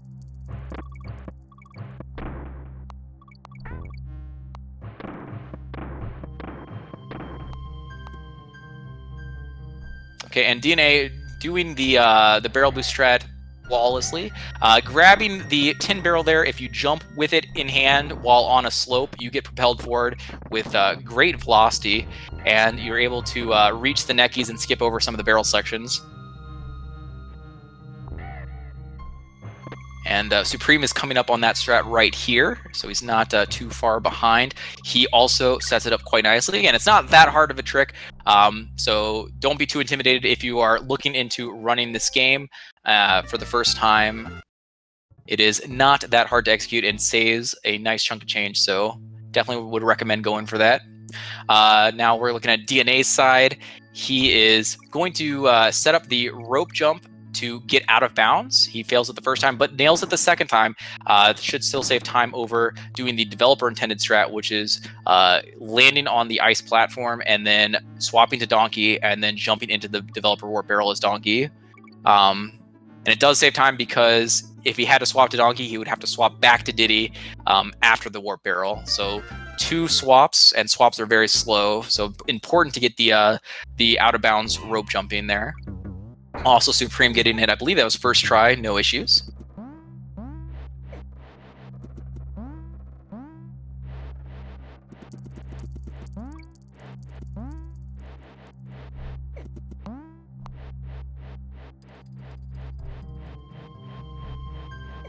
Okay, no issues on DNA's side. He opted to not go for one of the slopes. I did mention in one of the races earlier, running down slopes with the bird does increase your movement speed, and running up slopes does decrease it. So there is a tiny slope that you can opt to try to go for, but it's risky because if you're too early on the slope, going for the slope, you will actually not make the platform at all and fall to your death.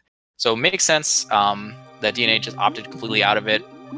Meanwhile, he did take a damage at the end. Not the biggest of time losses, but a little surprised that he took that. I assume that was not intentional. Okay, off to the long... Both racers are now in the longest individual level in this category. Croctopus Chase.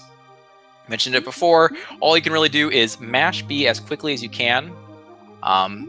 And then cut corners as efficiently as you can. And again, you'll see a DNA side there. He kind of swings out left and then hooks back to the right to cut the corners. And that one he hooked right to swing and then swung back left. It's kind of the general trend. You're going to want to go to the opposite side wall and then go towards the wall with the corner at the last possible moment so that you're at max horizontal velocity by the time you reach that corner. If you were to hug the same side wall until the corner appeared, you would have to rebuild up that horizontal velocity, which is for a single corner is not a big deal, but if you do it over every single corner, you will lose multiple seconds during the course of this level, because you can see just how many corners there are. So DNA having some really nice corners. I want to look at Supreme now, see how he fares. So that was a pretty nice one from him. And you can really tell how well you did on your corners at the end of the level by how many piano notes you hear in the background music. The fewer piano notes you hear at the end of the level, the better you did. With pianoless being the sought after result. Very few people are able to get pianoless though. Very, very difficult to achieve.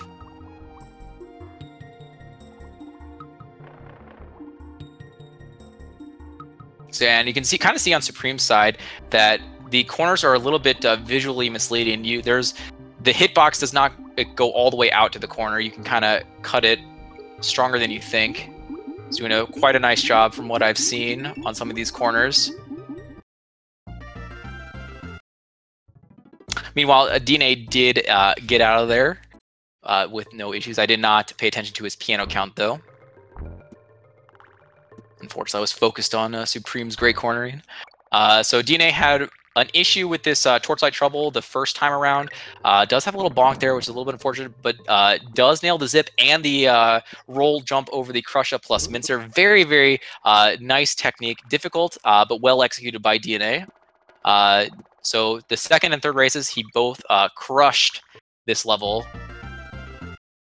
Meanwhile, I do not think we'll see that from Supreme's side. I believe he goes for the safer strat of picking up the barrel after halfway and throwing it into the Crusher. Yeah.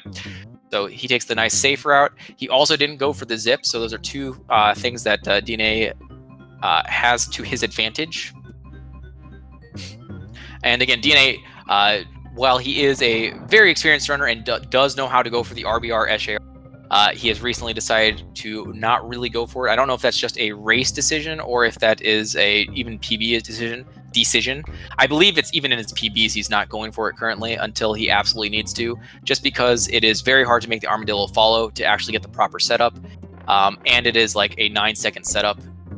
So pretty much he feels like he is shooting himself in the foot at the current moment. So, which is a fair decision. It is that the actual frame for RBR isn't too bad, but it's the setup that's so hard. Meanwhile, Supreme taking it safe, not going for the camera manipulation to set up a cycle skip there on the tire platforms.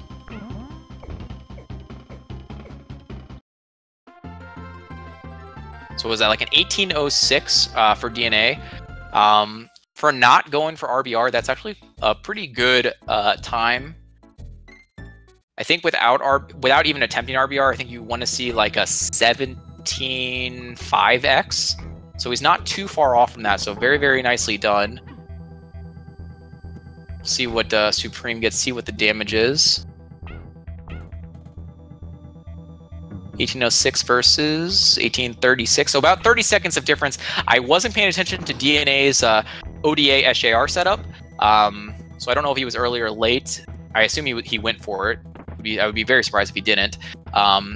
So this does leave the door open for Supreme, who did nail this in the second race. Not the first, but the second. So we'll see how he is on this one. It's frame perfect trick. Sets it up nicely and does not get it. Does go a little bit too early on the Y press. You want to press Y at the time, at the last possible moment, so the game allows you to get a roll off while still making contact with the Kremlin. The game thinks you're going to bounce off of it, gets confused, gives you the SJR state. But neither player gets it this race. This is actually the first time where neither player's got an ODA. So that 30-second lead will be intact for DNA entering Elevator Antics. A somewhat challenging level in World 5. I would consider this one a kind of a sleeper level where it might not... Ooh, with Supreme failing a tire roll there. Very, very unfortunate to see that.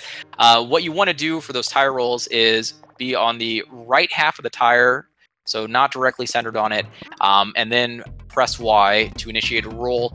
He was too far left, AK2's too much centered on that tire, so instead of getting a roll off, he just bounced. Very, very unfortunate. That's a really near the very end of that level. And everyone who runs this game knows that the end of this level is extremely difficult, very death prone, so it's not too surprising to see that kind of a thing happen. Just, you know, you feel bad for Supreme for sure, because that's a very, very costly death. So he was already 30 seconds behind, and since that was at the very end, I would have to assume that's probably another 30-35 that adds to that total. So it's going to get to the point where not even Bird Tut by itself is going to be enough. He's going to need Bird Tut plus Misty, and DNA will probably have to, definitely have to miss those, and might even need a death on top of that. So we'll just have to see what happens. Not going to expect too many issues here in Poison Pond, at least the first half for DNA. I know DNA does go for triple mincer when you're triple mincer clip. When you're lunging with Unguard, you do have some frames of invincibility, and we'll see that on DNA's side. He'll use that to his advantage to skip through some mincers and avoid a cycle. So there's 1, there's 2, and there is 3. Very, very nice setup from DNA. So now that he's gone through that, there really should be no other issues in this level. That's like the one big thing. Meanwhile, on Supreme side, we are going to finish off Elevator Antics. He is facing left to do some camera manipulations to hopefully not let that elevator get in his way, but he did not set it up quite well enough, so he is not able to bypass that cycle. Not a big deal, but it is at a point where he can't really afford even those few seconds of time loss from missing that trick.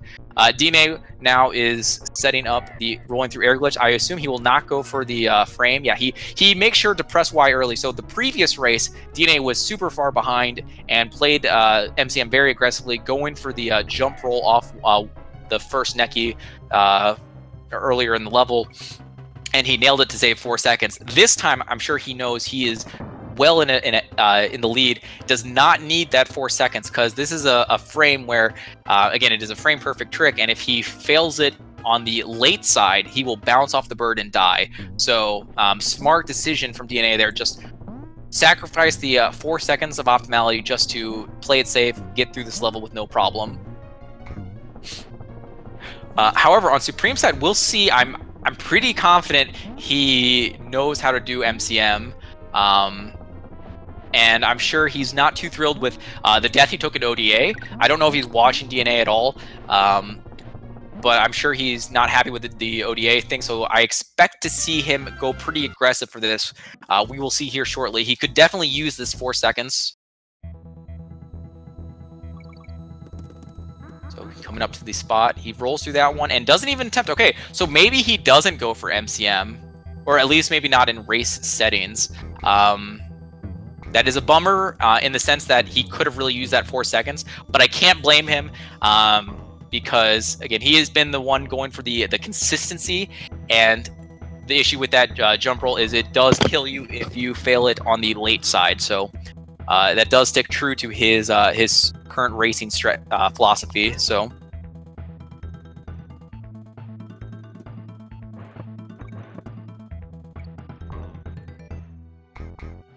Okay, not seeing any issues from DNA there in Blackout. So Supreme's gonna need to match that solid Blackout that DNA had. Blackout is one of those levels where I would say most of the time it is fine for these higher level runners, but there are times where things can go haywire. And especially if you get off your light cycle, it can make things even more precarious. So we'll just have to stay tuned, make sure that Supreme sticks to his schedule here, does everything he and it's looking exactly like all of his other races, exact same strategies. So he's looking very crisp here.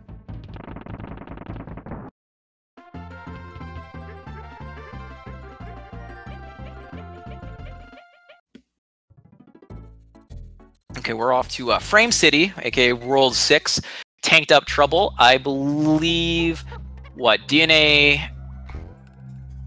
got it the first time and not the second time, I want to say. Isn't that correct? This is, I believe both runners have been opting out of Creme Tut, so let's not even talk about that one. But Bird Tut is the biggest frame that they're going for in these races. There's a little bit over 40 seconds. Overtaking the tracker naturally.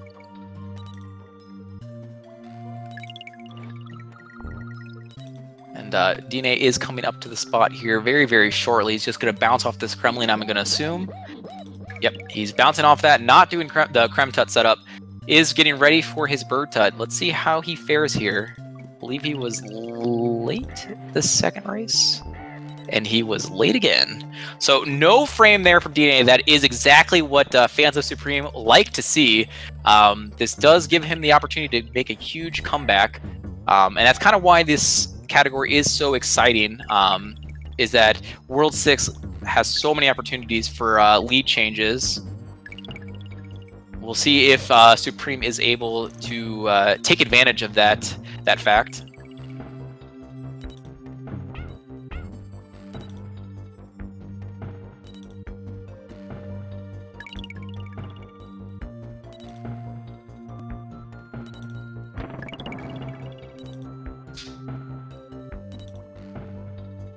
Okay, Supreme coming up on it. It's going to ignore the Creme Tut setup, I would have to assume. I don't even know if he ever goes for Creme Tut, to be honest. I'm pretty sure DNA knows how to, but I'm not sure if Supreme does. But I know both of them know how to do Bird Tut, and this is one moment where Supreme definitely needs this frame. This is very, very critical. The setup looked really, really nice, to be honest. The way he approached that, I was kind of expecting him to get it. Very, very unfortunate he missed it. So definitely DNA's race to lose right now. He's put himself in a great position. I do know that DNA had some issues with Mincer's last race. Lost his Rhino not once, but twice, and actually maybe even 3 times, and couldn't even go for the D-boost. This time around, though, however, he is crushing the movement. Exactly the textbook movement that you like to see out of DNA with the Rhino.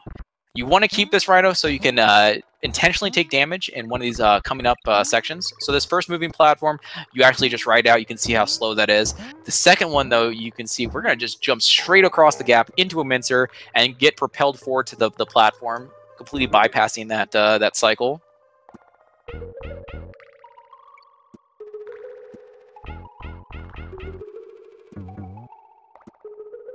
So very, very nice from DNA.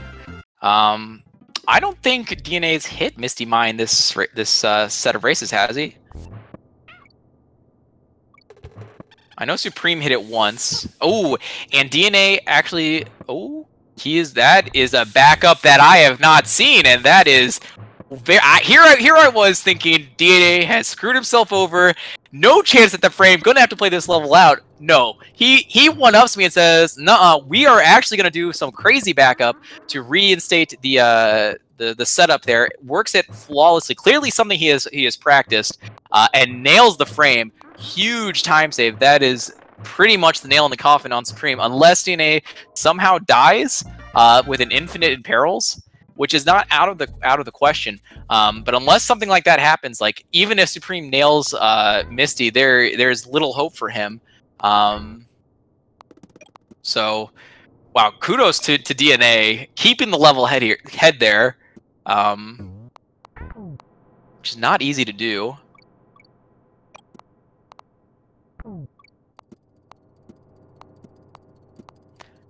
And I believe DNA did die in the first race in Loopy Lights, but I believe crushed it the second time. So if he can stick to that second race mentality and crush it again here in this last race, which it looks like he is, only one real hard section coming up. He's got to make sure to get these tire rolls, which is the first real risk. And that was the exact section I was just about to mention. That was the last thing. He needed to make sure not to die. Now, he did get halfway, not too far away from where he was, and he did have quite the lead. So that is definitely not the end of DNA. Definitely still has a comfortable lead. But, you know, if that happens another time or two, that gives the Supreme the opportunity. So watching those tire rolls again looks good. That gets the roll that time. So last time his roll didn't register, or he pressed it too late. Whatever the case may be, he ran straight off the ledge into a B. This time around, however, he does nail it. Doesn't go for the manky roll at the end. Instead, just opts to bounce on his head, jumps over the claptrap, and he is out of there with no further issues. Meanwhile, Supreme coming up to the end of this very long level of Misty Mine. And you can see just how much that SJR saved DNA. Because look how big of a lead he still has. Okay, so now we got DNA coming up to the last frame. And again, DNA is a master of all the backup jump rolls in this level. So he is going to opt to go. And this is the reason he won the first race. I'll let you know. If you didn't catch it, that backup jump roll that DNA went for that second time on that army, he was behind Supreme. Like, Supreme was in the lead, and then he nailed the backup jump roll to get a several second lead off of Supreme at the end, and that's the reason we are even in this third race. So can't blame DNA for he's showcased just how many backups that he knows, and that's very, very important, because not everything goes as intended in races. So knowing those backups is important to salvage certain time saves.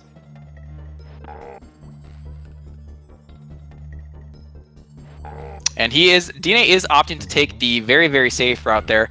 There's a lot more difficult, risky back boost you can do off some of those enemies at the end, but I'm sure DNA knows he has done more than enough to win this one. He is just going to ride those arrows to safety, and I really can't blame him. At this point, it's almost just a cutscene. Okay, as soon as, well, that might have been intentional. He might be. I actually do believe DNA goes for the Donkey route, so that could be an intentional deboost there to put Donkey in front. Donkey does have a quicker fanfare, and it's easier to get the more optimal hits with Donkey than it is with Diddy in K. Rool. So I'll just assume that was intentional, and he's just setting himself up for success in K. Rool here. We'll see how crownless he goes, and he was going crownless. He was going for some pretty optimal hits there, but was actually too early. So he clearly is comfortable with the Donkey route. Was using his setup to try to hit K. Rool as early as possible. Went a little bit too ham on it, took damage. So I expect to see him take the rest of these hits pretty safe on K. Rool. No reason to take it too risky with a single Kong, as only Diddy, especially if he's more used to the Donkey route. So expect to see a lot of crown on DNA's side. Meanwhile, Supreme is out of platform perils, off to the final two bosses. A little boss rush, if you will. But again, barring anything catastrophic on DNA's side, which he is down to a single Kong, so that is possible. But barring that, it is DNA who's going to come out on top. I am surprised DNA went for that aggressive of a hit. Like, He's scared me, man. He's trying to let Supreme creep back in here, because if DNA dies from here on out, it's over. Like, Supreme wins. So DNA really needs to make sure he doesn't jump the gun too early on these K rule hits. And again, I don't expect that catastrophe to happen, but he's playing with fire for sure. Meanwhile, Supreme has been doing the Diddy route. A little bit harder to get the crownless hits. He's taking a little bit safer than DNA was able to, or was going for, I should say.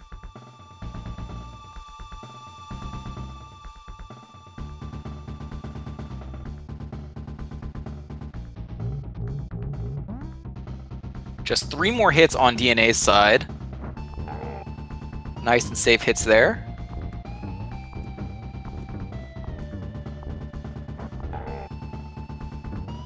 One more hit. Uno mas.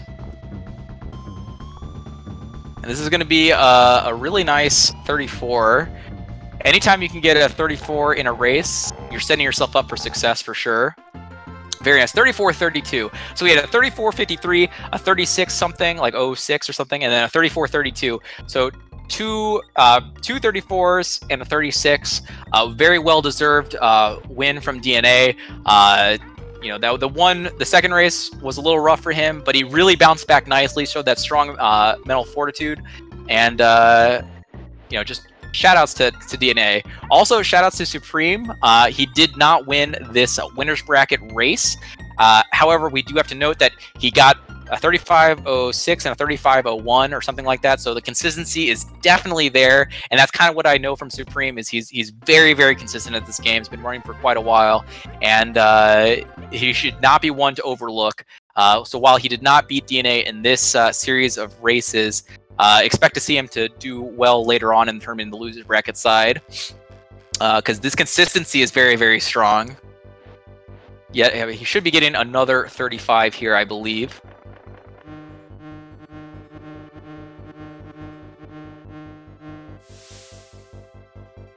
Just last hit right here.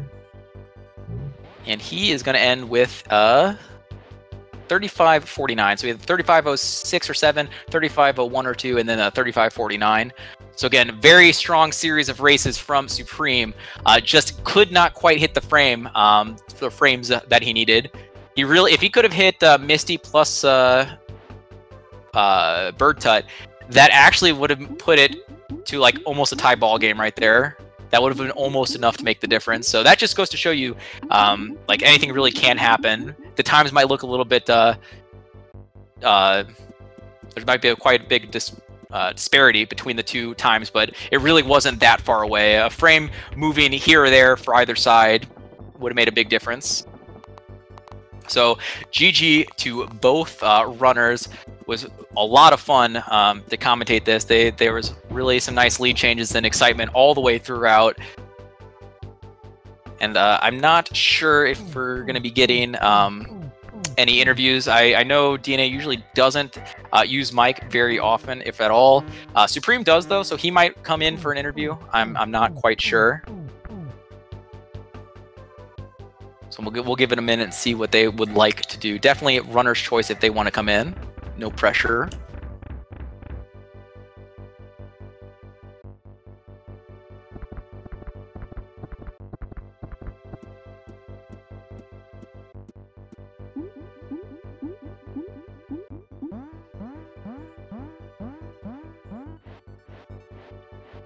While we wait again, I'll reiterate, we have just begun the brackets for the DKC 1 All Stages tournament. I believe this was like the third. Let me double check. This was the 4th match, I believe, actually, of the winners bracket first round. So that one's in the books. My race versus Dad Loves Beer is going to be on Speed Gaming 3 tonight at 8 p.m. Eastern. And then tomorrow we have another really good match between Blueberry26 and Joe underscore tomorrow at 1 p.m. Eastern. So yeah, all these races, all these things are going to be really nice, nice runs. because DKC 1, kind of like you saw here, is there's so many frames and enough difficult levels that a lot of lead changes can arise, even if the PBs between the runners is like a minute or more. It's you're never home free until you actually get out of World 6. So I expect a lot of these races to be close, exciting ones. So stay tuned for those races coming up.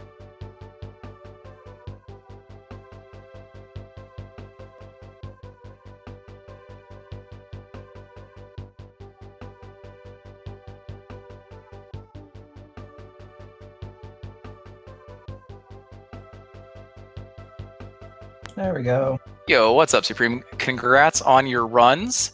A very nice show of consistency for sure. Three straight 35s. How do you feel about it? Obviously, I would have liked to take the win in the series, but if we're not playing this in a week, I can't really ask for more. You can't win if you can't frame, and I did not frame at the end. For sure, for sure. That's I mean, yeah, I was kind of mentioning it on the cast that you definitely had some chances. A frame here or there would have made the difference. It's just, again, that last race, you really needed to hit Misty and Tut to give yourself a chance, and it just didn't quite work out in your favor. But I did mention, I think you still have a strong potential in the losers bracket. The consistency that you've shown is ideal for a best of 3, for sure. Yeah, it definitely suits me and my typical 1 death, 1 frame runs that I do in these matches. Thought it was funny. I think the 3 things that have killed me the most in my years of running this game got me 1 time each today. Oh man, it was exciting to watch though, man. I'm glad we had some good matches. The last one was a little bit more of a bust because I took a big death, but oh yeah, what was that, the ODA one? Yeah. Yeah, that was a real big bummer for sure.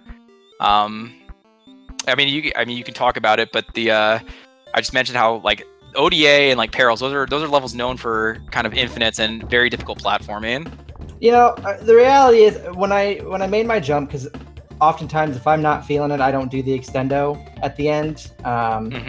So I take that safer route, safer in quotes, and I just jumped normally you have to jump pretty far right of the tire to get that to work, but I jumped in the dead center of the tire, and so I just plopped right off the ledge.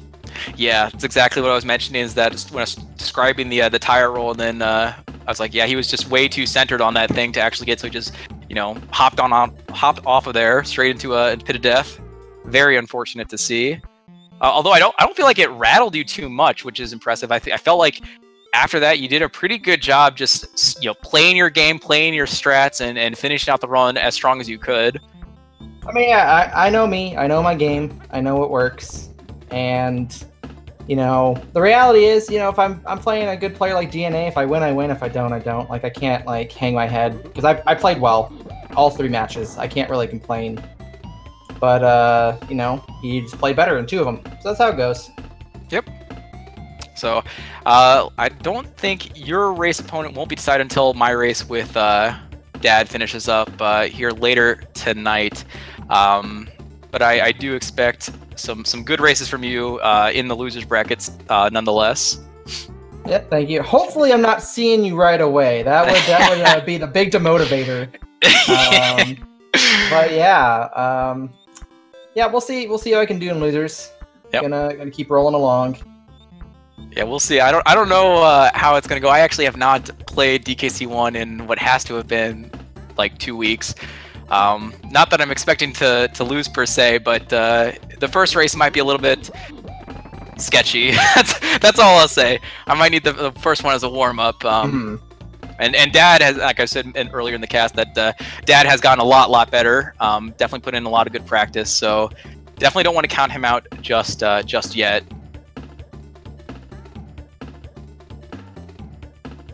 Do you have any other last for either what happened in the races today, or how you're feeling about the tournament, or anything else on your mind? You know, I don't really have any other. I got my 33 out of this tournament practice stuff, so I'm living large. It doesn't matter what happens the rest of the way for me. Very, very nice. I know Parisian was talking about the same thing in yesterday's cast. He joined the tournament specifically to try to get a 36, and he nailed that goal. You were mentioning that you were going for the 33, and you nailed that one. So that's awesome to hear that great things are coming out of this tournament. Very, very happy for you. I know you've been working for that 33 for a while now, so it's awesome to see. Good luck in the losers bracket side. Good luck to DNA on the winner side. I hope to hopefully I can win against Dad so I can meet DNA. I would love to take him on because I know we had a great group stage match earlier in this tournament. I want to say thanks to DNA and congrats to him on his race. Thanks for Speed Gaming for helping host this tournament and giving us a platform to showcase this great game. And thanks to all the runners who have participated thus far, making it such a successful event. So yeah, thanks everyone, and I think that's gonna do it for us here. So again, we have the race later tonight at 8 p.m. with me versus Dad Loves Beer, and tomorrow 1 o'clock Eastern for Joe versus Blue. So stay tuned for those races, and we'll catch you guys later. Thanks for watching. See you, everyone.